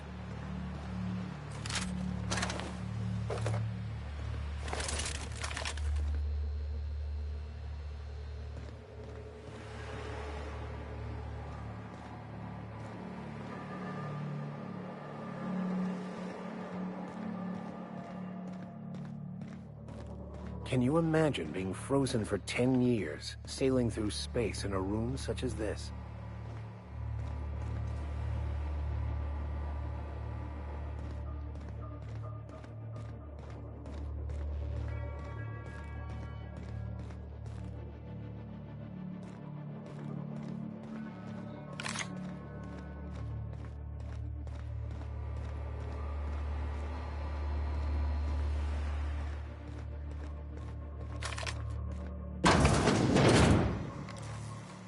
What was that? Here they come! You're mine!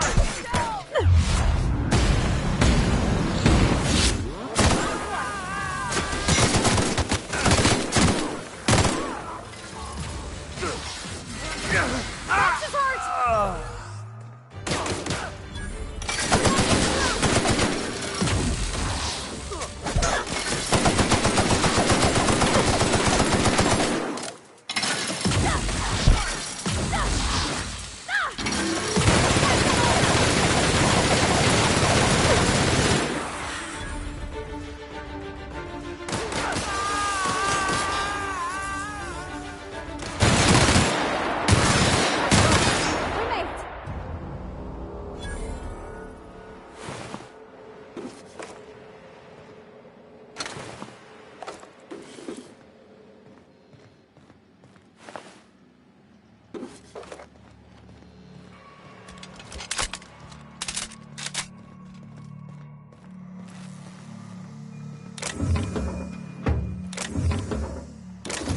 Trying to get us all in. What do you think you're doing?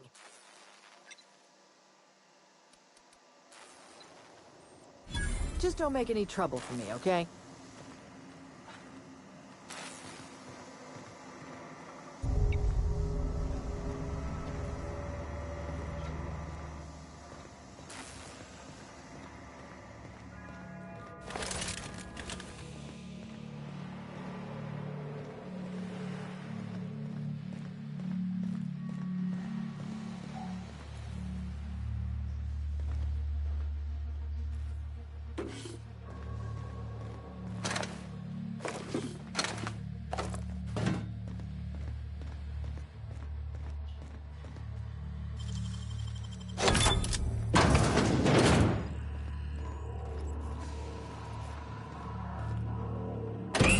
Is gonna be pleased as pie when we show her these.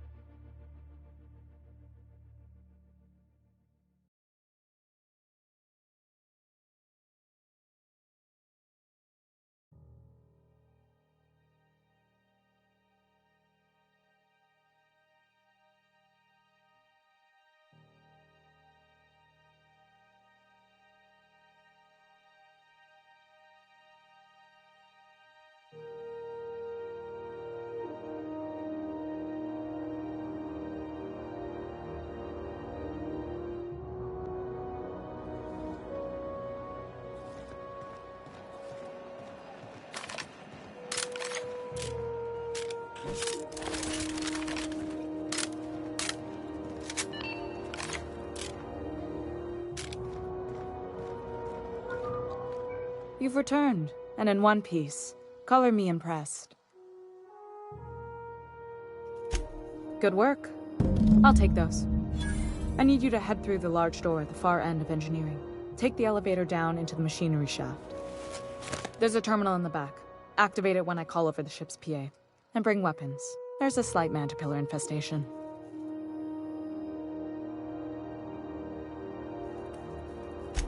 More than a few. Less than a hive. Nothing you can't handle. We were salvaging parts from a ship. Turned out there were eggs inside. They got into the radiators, and here we are. Don't worry, Miss Junlei. We'll be super gentle with the ship. You don't got a thing to worry about. I mean, aside from fires and such. I'm genuinely heartened to hear that. Thank you.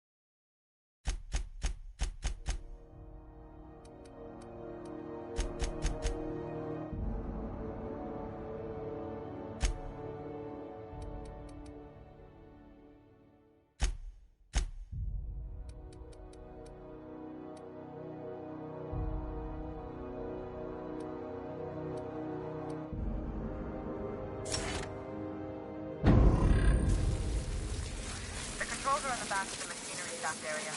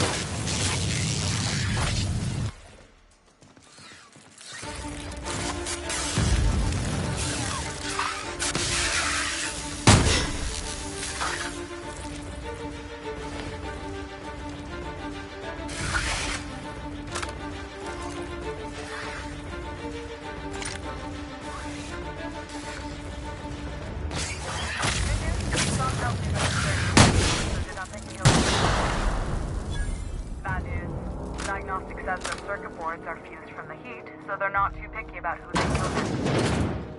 Sneak past if you can. Shoot back if you need to. I can always fix them later.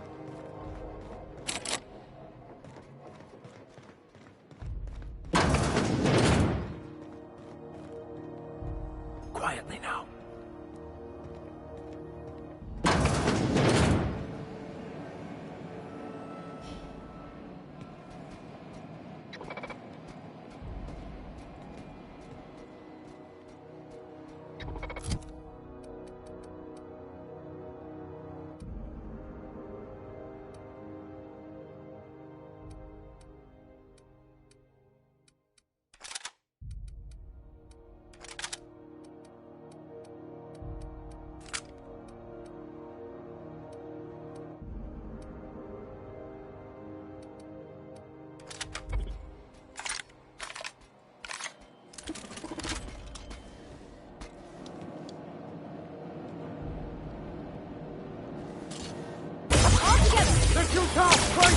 Everyone all right?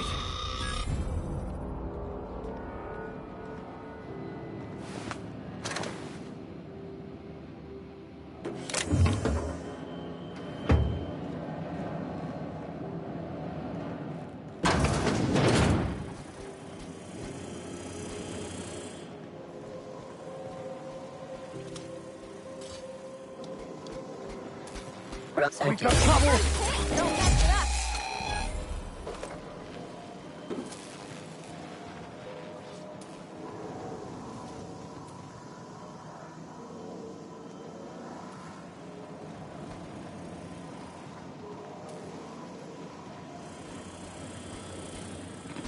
unexpected.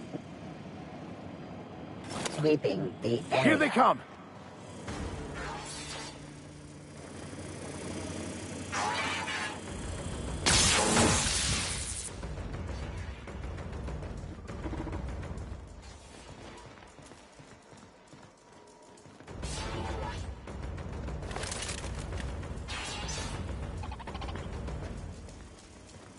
That's the terminal. And the party is on my side. Go ahead and search the doctor. And if you don't know what that is... That's the last of them!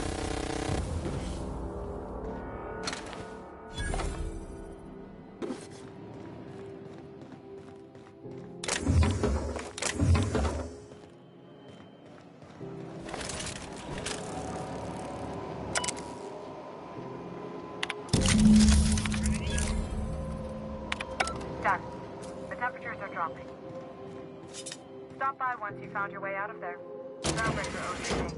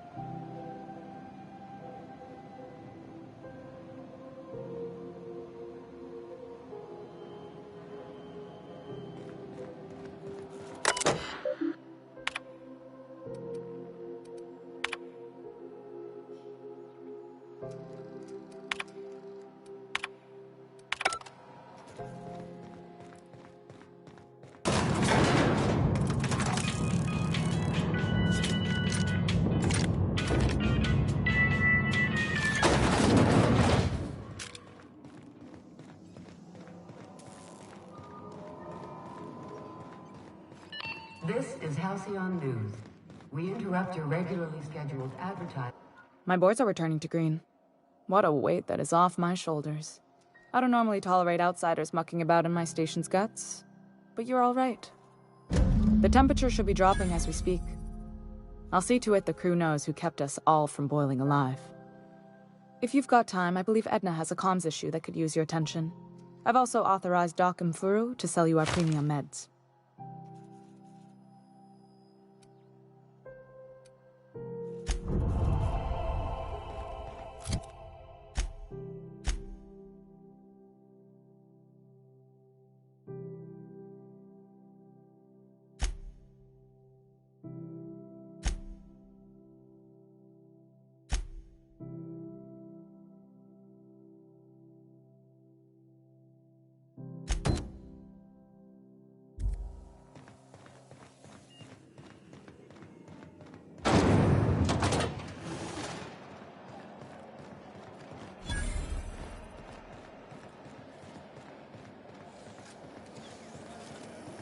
CNP burst pockets can be macrowaved in 2.5 seconds. Are you listening to me, Mfuru? You can't keep me out of there. Please don't make a scene, Dr. Fenhill. I am not making a scene. Can't say I've seen you before. I take it you're a freighter, Captain? If you're here to better yourself, you'll have to wait. We're having a spot of trouble with our delivery service.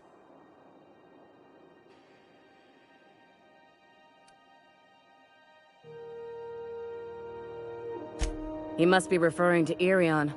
I'm sure the fool's gotten himself into another scrape. I'm beginning to wonder if I'm ever gonna get my service mechanicals at this rate.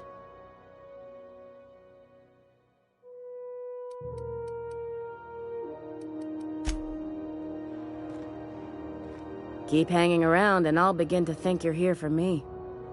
What can I do for you? I'm expecting our delivery fellow to stop through with medical supplies and service auto mechanicals. Name's Captain Irion. A brave idiot with a penchant for getting himself delayed. Sometimes by dates, usually by bandits. Surgery mostly.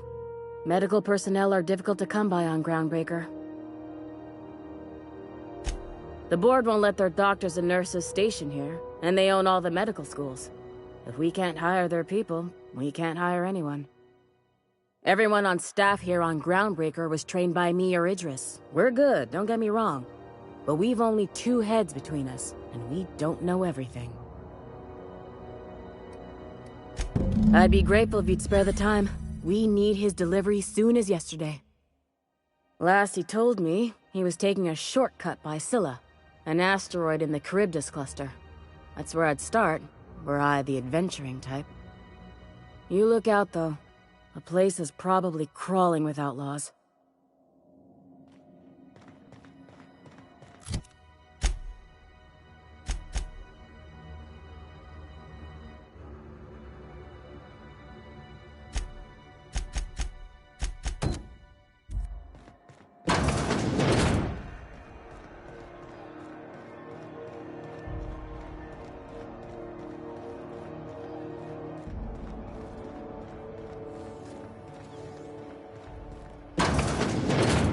I'm just gonna hang in the back and try not to touch anything. Ah, yes. Wheeler messaged me you were coming. He must be the captain of the Unreliable, a vessel that used to be helmed by one Alex Hawthorne. And you are not he. Has something happened to my favorite scruffy freelancer?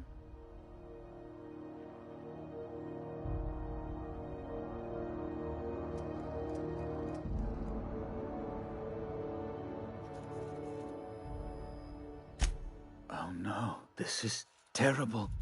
My dear friend, what devilry is this? In whose miserable fever dream am I trapped? Oh, Alex. There were so many arguments we'd yet to have. He was my dearest friend. My only friend. You have his ship, you must know. That picture of us on the promenade, me hugging him, him wincing. I keep a copy beside my bed. Did he?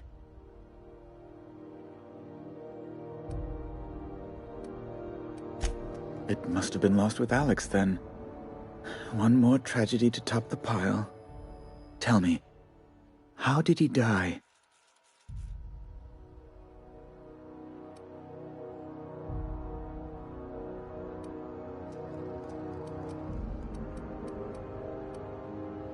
Oh, awful business, that.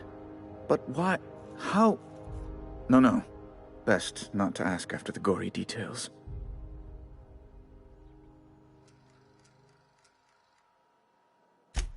Right. You're going important places, I'm sure.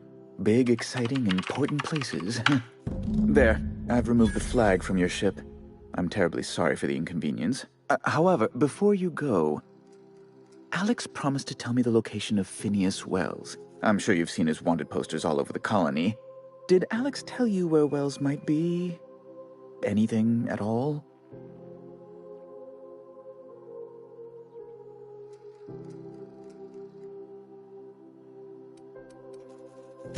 That's... well, that's just terrible news. Law, what am I going to do now? The board will have my head. Oh, I'm sorry. This is terribly unprofessional of me. Is there anything else I might help you with?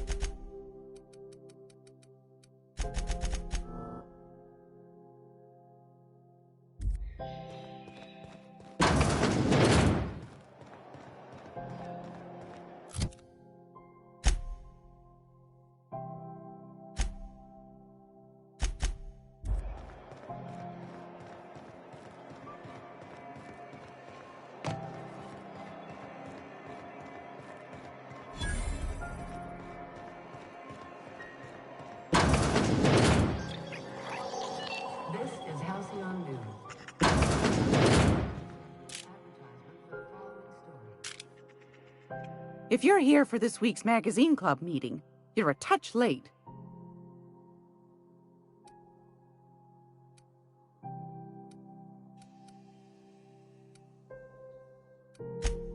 Yes, dearie?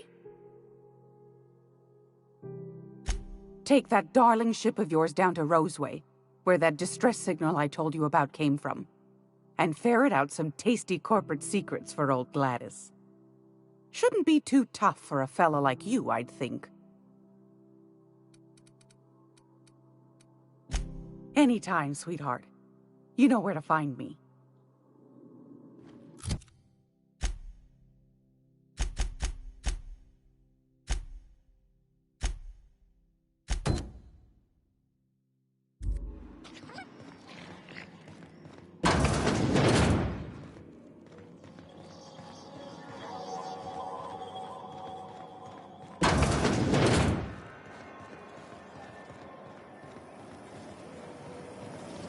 Rizzo's knock you out. A spicy and 26 milk chocolate bar with caramel and pea-free nuts in it. It's time for a KYO.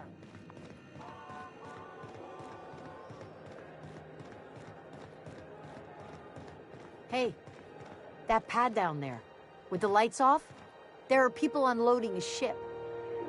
Probably another sublight contract.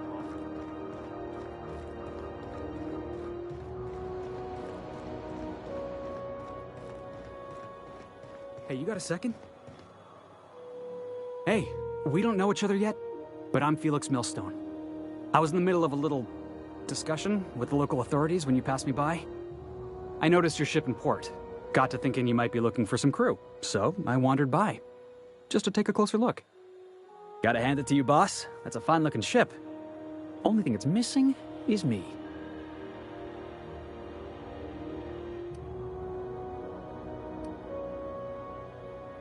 Yes, I absolutely am. Just give me a shot. That's all I'm asking. I could be the best damn crew you ever hired.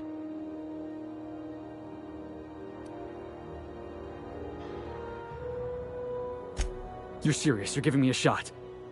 All right. Hang on. I put together a little speech, just in case you asked. Hey there. I'm Felix Millstone. I have prepared a list of reasons why I believe you should hire me to join the crew of your ship and/or outlaw gang.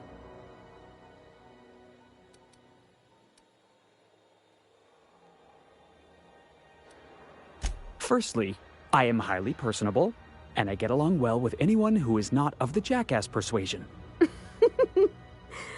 Sorry. He's funny.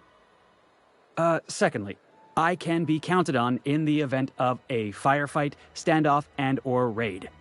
My motto is, if you need a steady gun hand, I'm your man. That motto is it's a work in progress. Additionally, I have several years of experience as a box hauler. This skill may come in handy if you need a body dragged away or a door held open while escaping enemy fire. In conclusion, thank you for considering me for your ship crew and/or outlaw gang. I look forward to our adventures together. I thought that was real good, Felix. Thanks for the vote of confidence. What do you think? Am I in?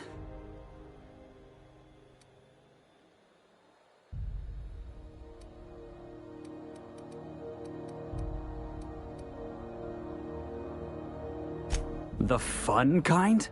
I mean, what else do you do when you got a ship of your own?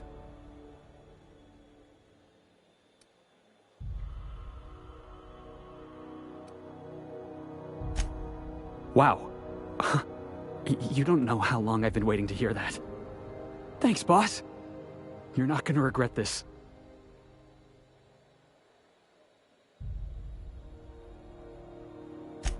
I'll just gather my personals and meet you on board.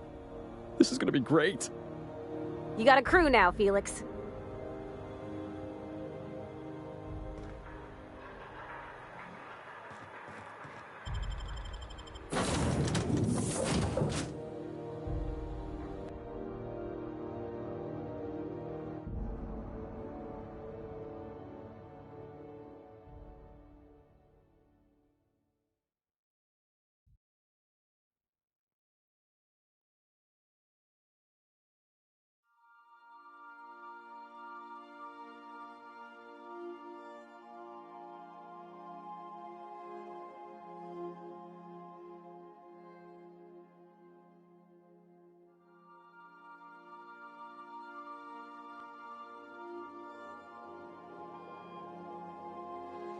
Pick up any more strays while you were out? I suppose if the crew's quarters fill up, we could hang hammocks in the cargo hold. Welcome back, Captain. How can I be of assistance? Yes, Captain. Beginning playback now. There's viscera and death everywhere. Gunfire, gnashing teeth. The unemployed. For law's sake, if anyone's receiving this, please send help. What? No! Captain, we are now capable of accessing the Roseway landing pad. Also, corporate protocol requires that all distress signals include a list of key personnel for retrieval. The embedded names are Anton Crane, Vaughn Cortez, and Orson Shaw.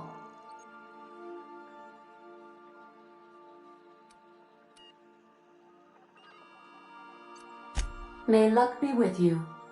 Of course, as I am sure you are aware, luck does not exist.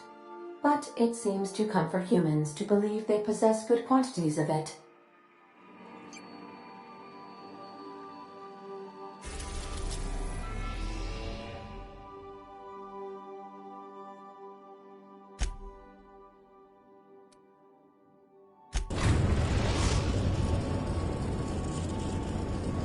We're now in orbit above Roseway, Captain.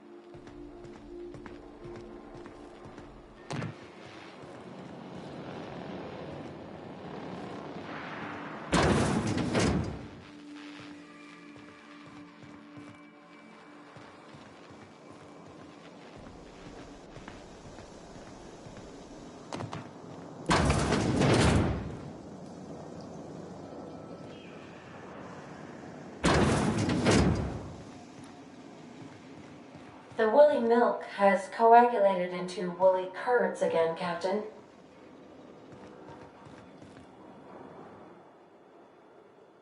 Good to see you, boss. Didn't I tell you? I'm secretly the chairman's orphan child, abandoned at birth in the back bays.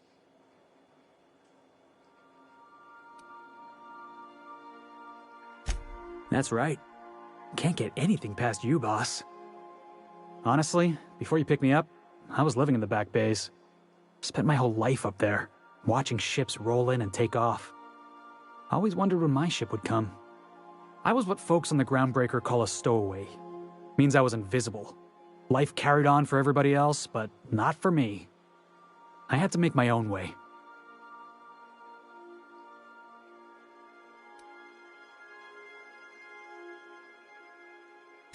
Stowaways ain't free. We were just as trapped as anybody else. We didn't belong in the system, but we still had to live in it. We still had to play by the board's rules. Imagine spending your whole life looking out at the stars, and knowing you could never aspire to be anything more than a box hauler. That's what it's like.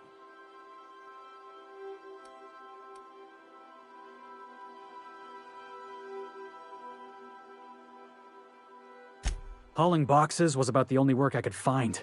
Hated every second of it. Foreman and I never got on. Guy never liked me, always trying to get a rise out of me. But I keep my chin up, right? Be the bigger man, I tell myself. He's a Spacer's chosen man, though. So when the Chosen beat my Rangers the other night, my foreman comes swaggering up with his head full of boasting.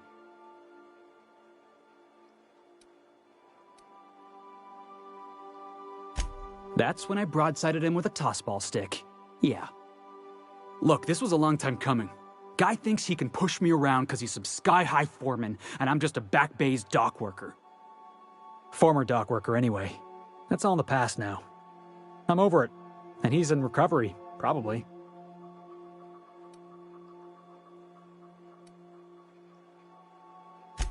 Oh, I can do civilized. Proper civilized, too. Genuflecting and everything. I caught a real lucky break. If you hadn't picked me up, I'd still be back at the docks, waiting for the day my ship arrives.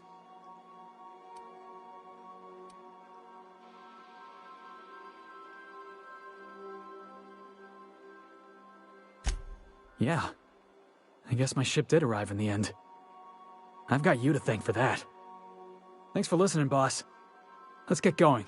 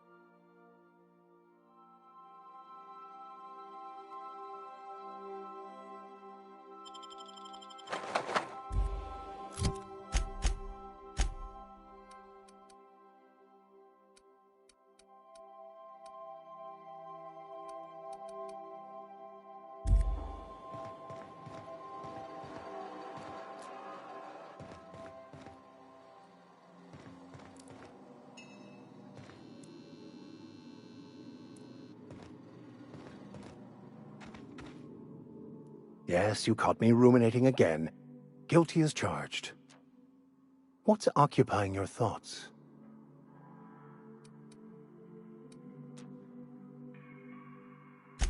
Bokonu, the author, had some interesting theories about man's perception of reality that I thought could be applied to our attempts to decipher the plan. Unfortunately, he was also one of the founders of the Philosophist school of thought, so the book is banned in this colony.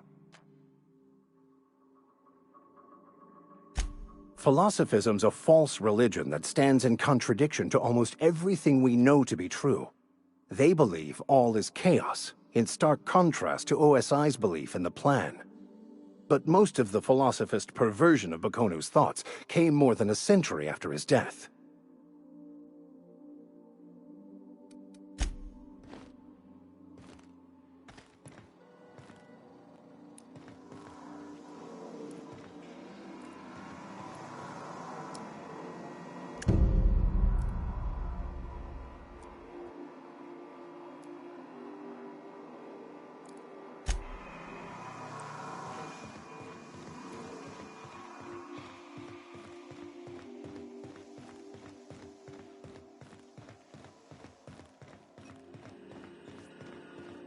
Welcome back, Captain. How can I be of assistance?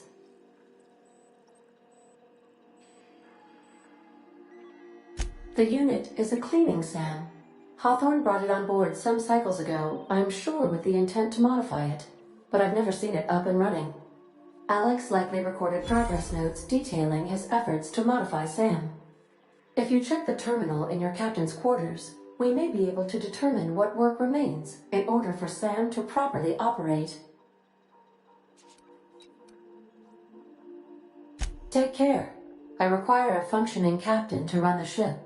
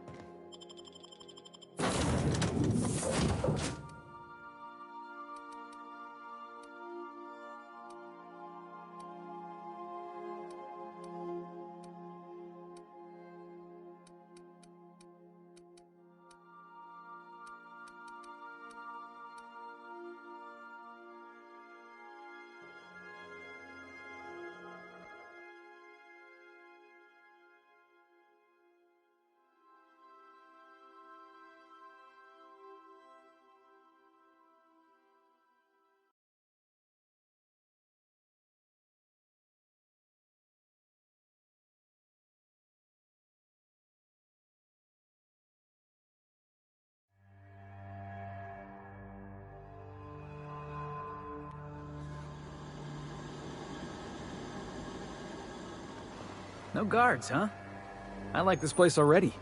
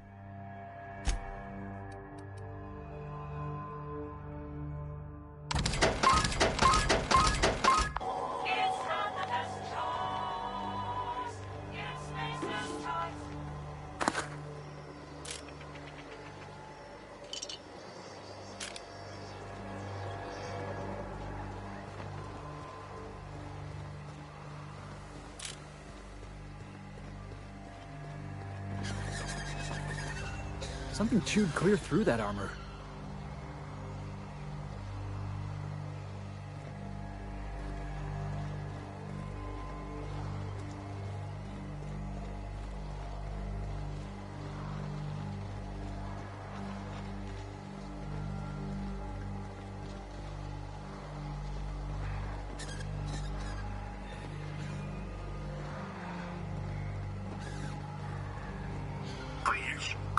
Clear the roadway.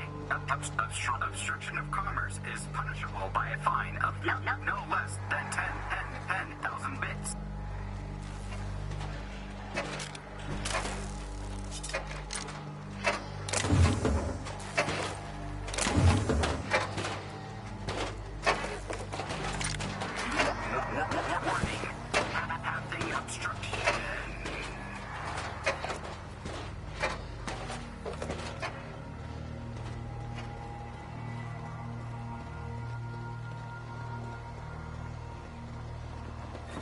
Should have put up a sign.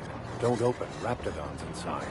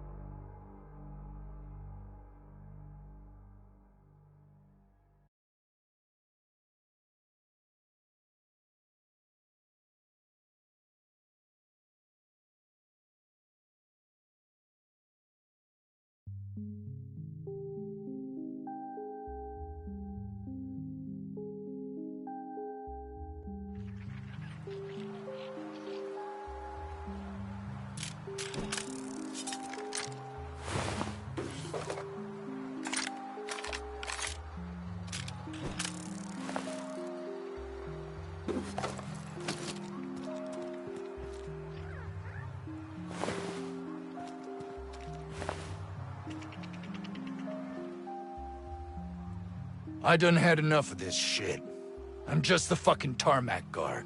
No one said nothing about fighting no raps. Alarms went off, raps broke loose, and I hightailed it in here to get a wall between me and them beasts.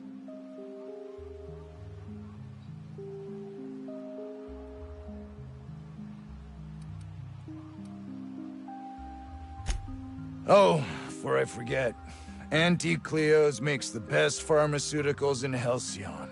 Better than nature. Not like that crap Spacer's Choice peddles.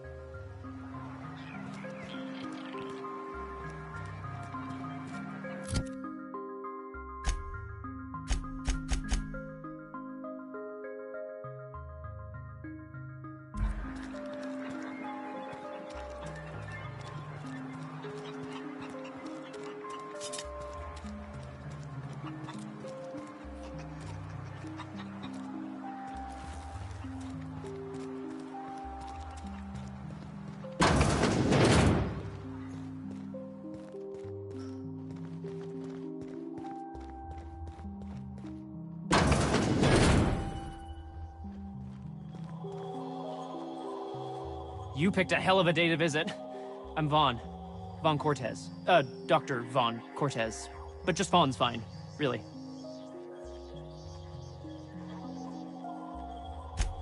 Over in the main labs. I rabbited back here when I realized I was hearing gunshots, not blown fuses. We've been cooped up in here, I don't know, hours? Too long. I have to get back to work.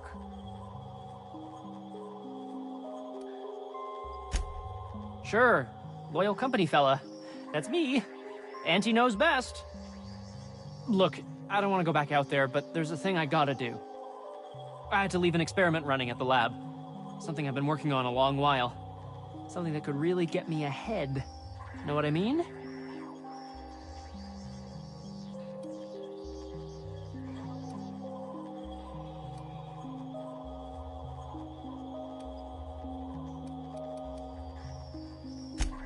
I've been extracting organic compounds from raptidons.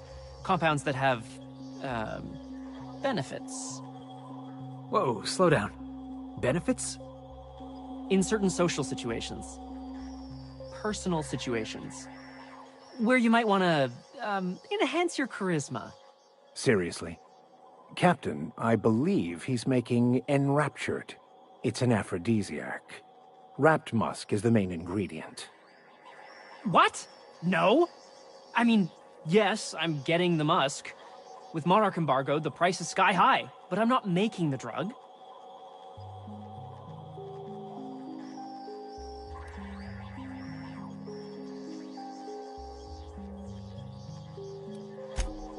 Sure.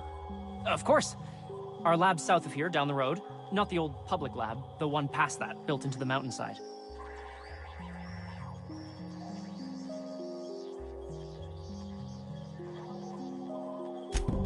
My equipment's in the lower levels, way in the back. I have a big room all to myself, dissection tables and whatnot. It should have been running this whole time. Just grab the results and bring them here.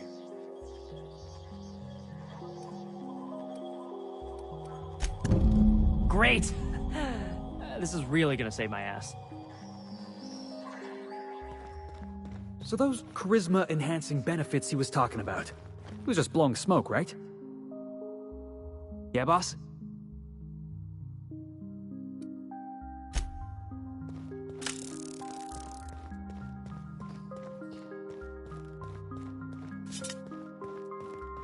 You're underestimating the importance of the 8th back. Blankenship.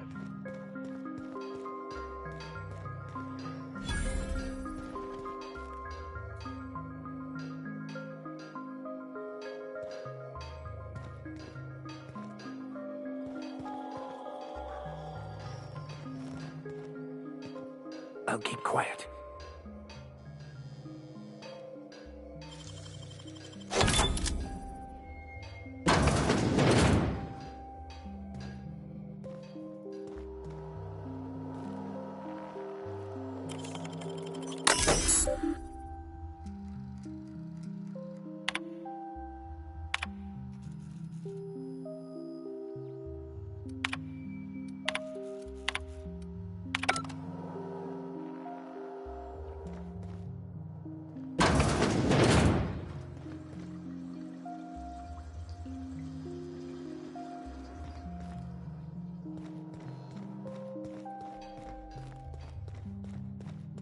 I got 500 bits on the Darlings taking the finals this year. The stats are better.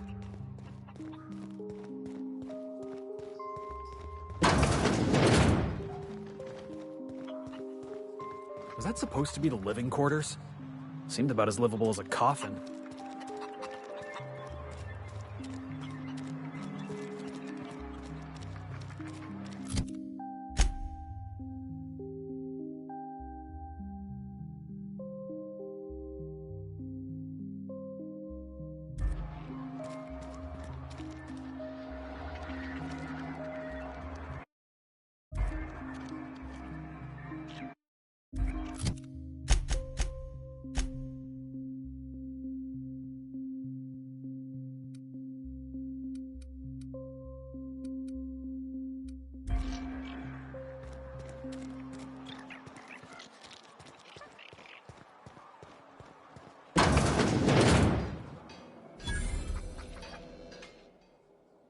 Ah, outlaws, I assume. Do me a favor and let me finish this, will you? And then make it quick, please.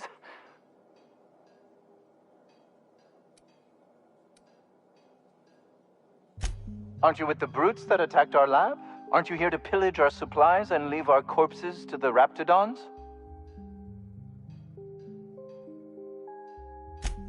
Oh, well, good luck. Now, if you got the carbon in here, it's just a matter of... Orson, you idiot. Just put it... of course, because I didn't... No, if I get this... It's got to put it in the power of 12. And of course, that's the idiots. We're gonna get this solved. I mean, it's really now or never. I'm going to...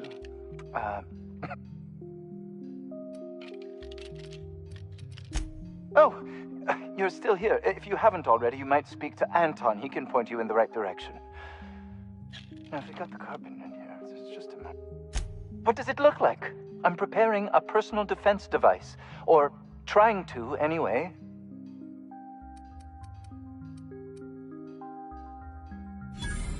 Why, yes. I suppose I could.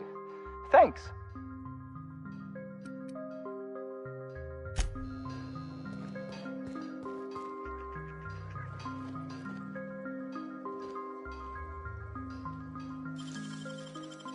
Nice and quick.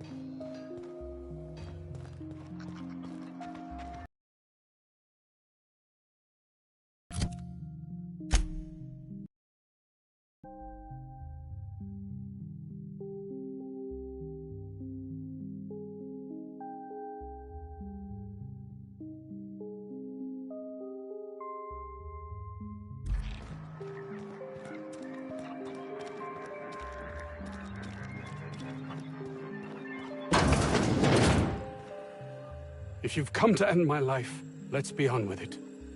Oh, not actually one of them, are you?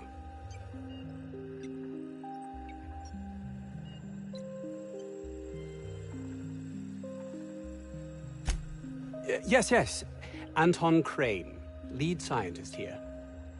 I must apologize if my call diverted you. I may have panicked. Everything's under control now, though, truth be told.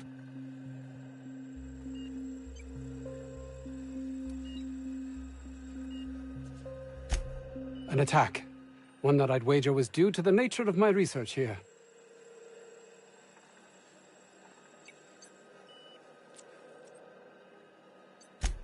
My research may not quite fall within legal parameters, so I'm under orders to maintain wireless silence. However, having your head used as target practice can addle one's thinking.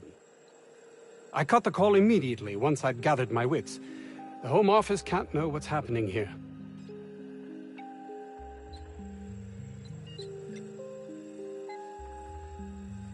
And take great joy in doing so, I might add. I suppose it can't hurt. If I don't get that research back, my life is over regardless. We were tasked with formulating a new and improved dental gel. One cannot exaggerate the benefits of good dental hygiene. May I continue? While doing research on enzymes specific to the Raptidon's digestive system, we developed an additive which we subsequently discovered to be the most effective appetite suppressant ever.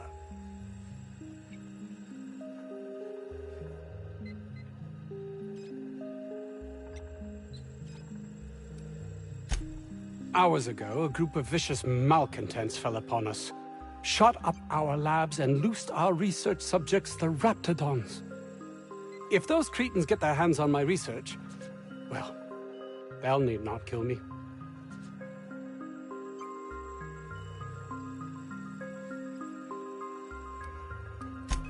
Yes, but don't kill their mother if it's avoidable. We've need of her to replenish our stocks. I think there's gas in the lab somewhere that can be used to put them out. The research is in the safe in my office. You'll have need of my code and keycard. The lab's entrance is in the side of a hill. You can't miss it if you just follow the road. You'll pass by the town's original by the Grand Architect. Jameson, he's in the old lab. My protege. I sent him to retrieve some metabolic precursors, and I forgot him.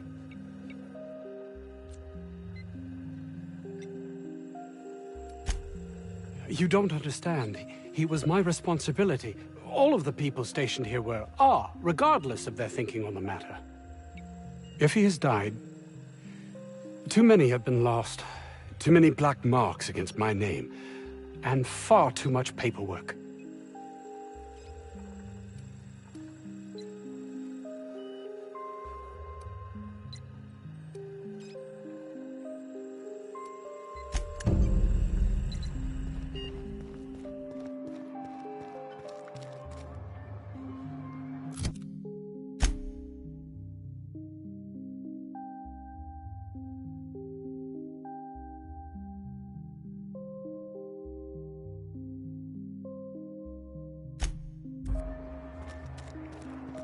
If this Jameson is fated to die, it'll be pointless to intervene. Then again, maybe we're fated to save him.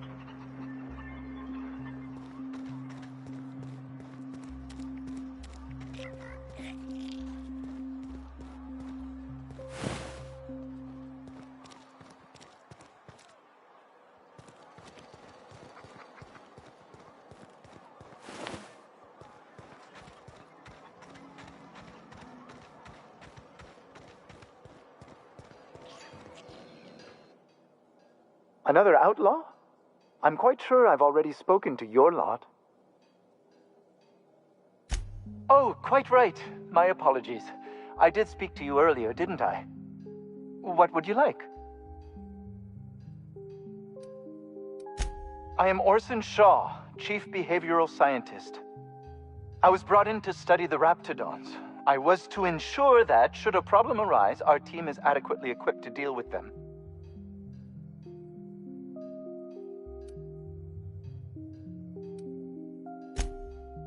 They are insatiably hungry, absolutely impossible to control in any fashion, and indeed appear to be powered entirely by hate.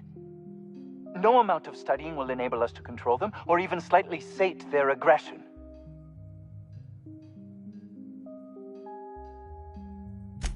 Not quite.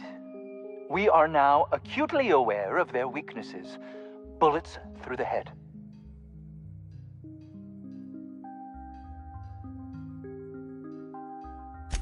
Now, if we got the carbon in here, it's just a matter.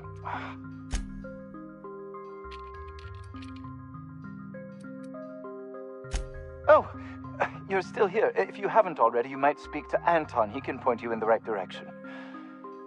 Now, if we got the carbon in here, it's just...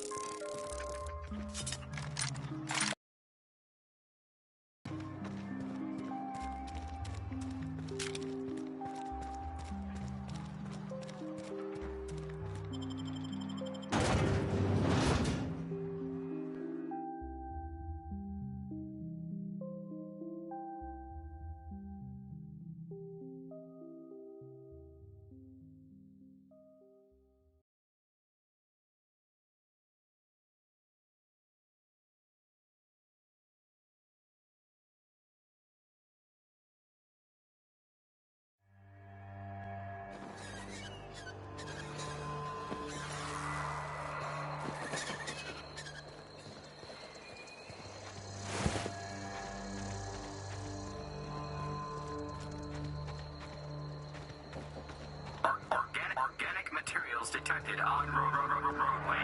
Please ensure mechanisms are free of reversal.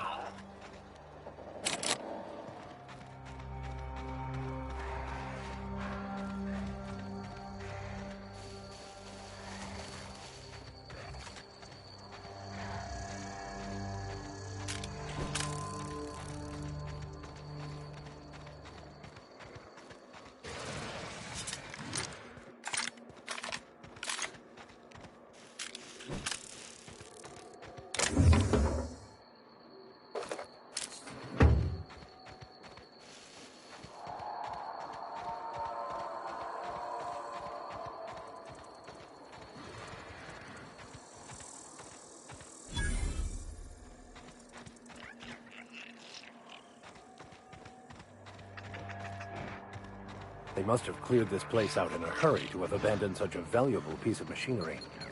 They come!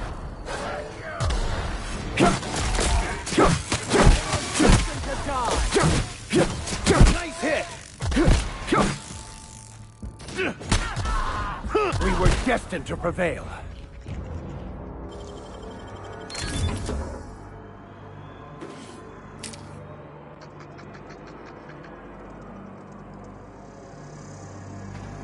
The most beautiful places are often the most deadly. Why'd they have to build the lab so damn far away? I guess the trek alone is meant to deter the curious.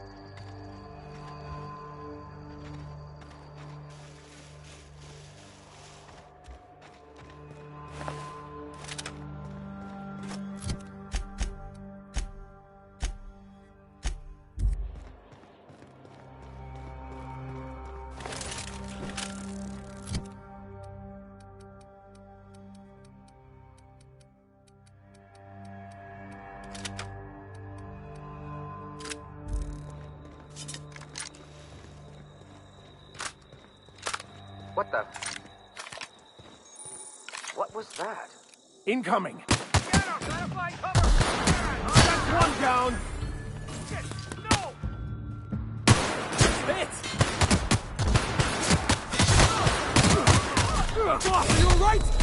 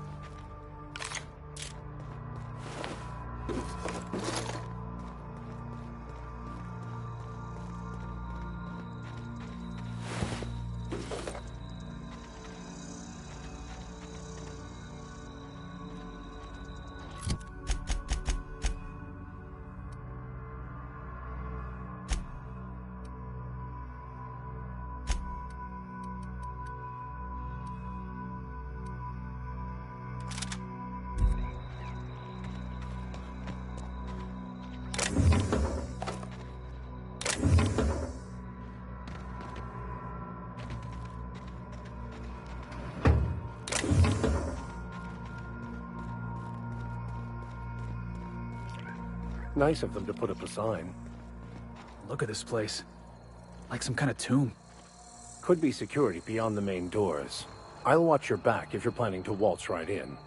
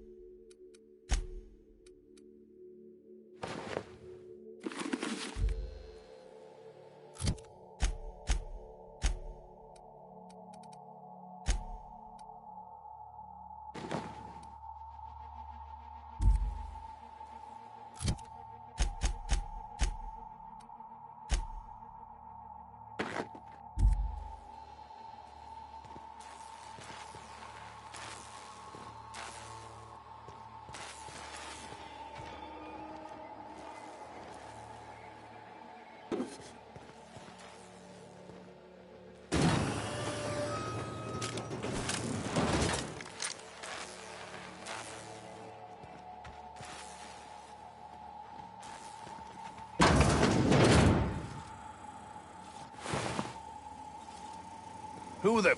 You. Yeah, you. Get over here. You care to explain what you're doing here? Did you miss the big sign outside? That I am. Name's Porter. If Doc Crane did send you, I'd be glad for the help.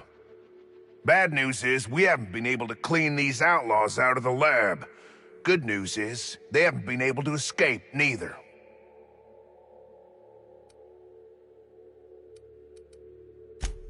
For now. I reckon they got no backup. On the other hand, we don't neither. And our mechanicals all went haywire for some damn reason. Damn mechanicals have always been more trouble than they're worth.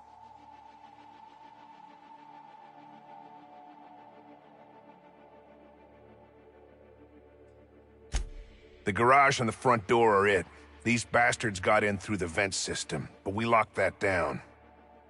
They're not getting back out that way without a security keycard. They'd need to take mine.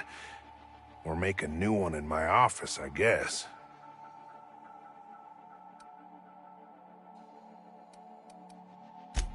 Why you want to know that?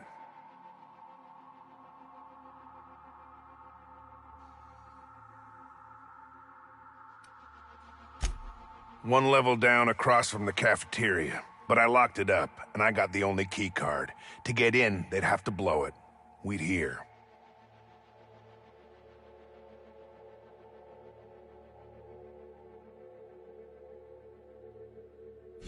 Organized crew like this, they probably got somebody to do that. You got a point.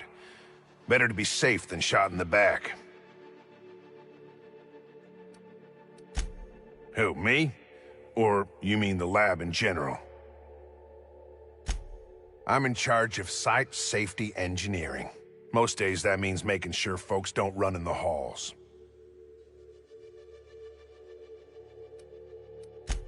Most days there ain't nothing to hear but wind, bugs, and the buildings falling slowly to pieces.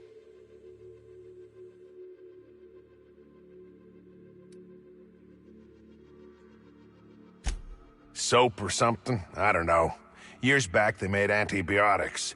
You could maybe ask Doc Crane what he does all day.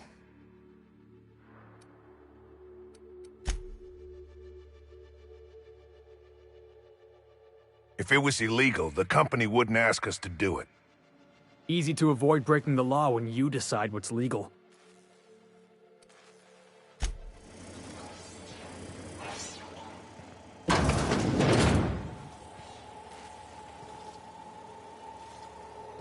Oh.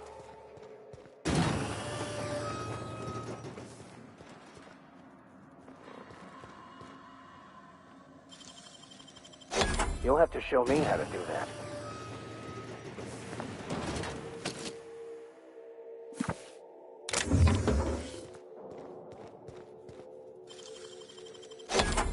Easy.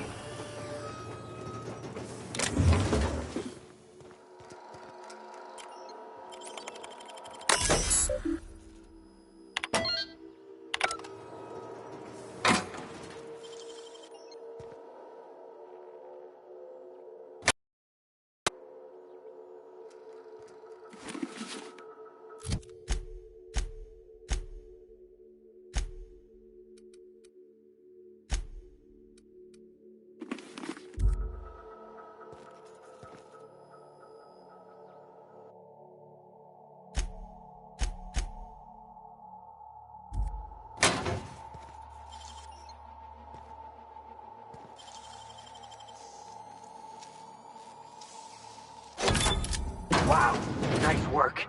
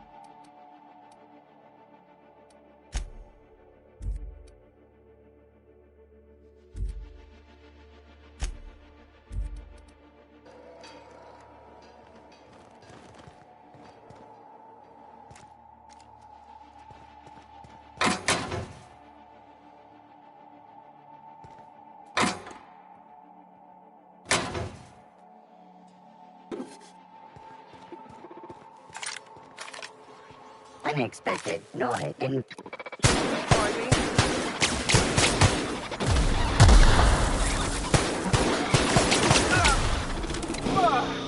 That's the last of him!